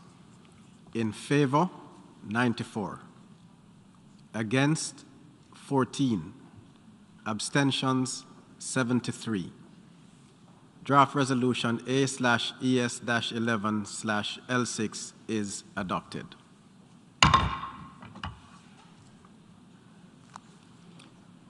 We will hear speakers in explanation of vote after the vote at 3 p.m. in this hall. The meeting is adjourned.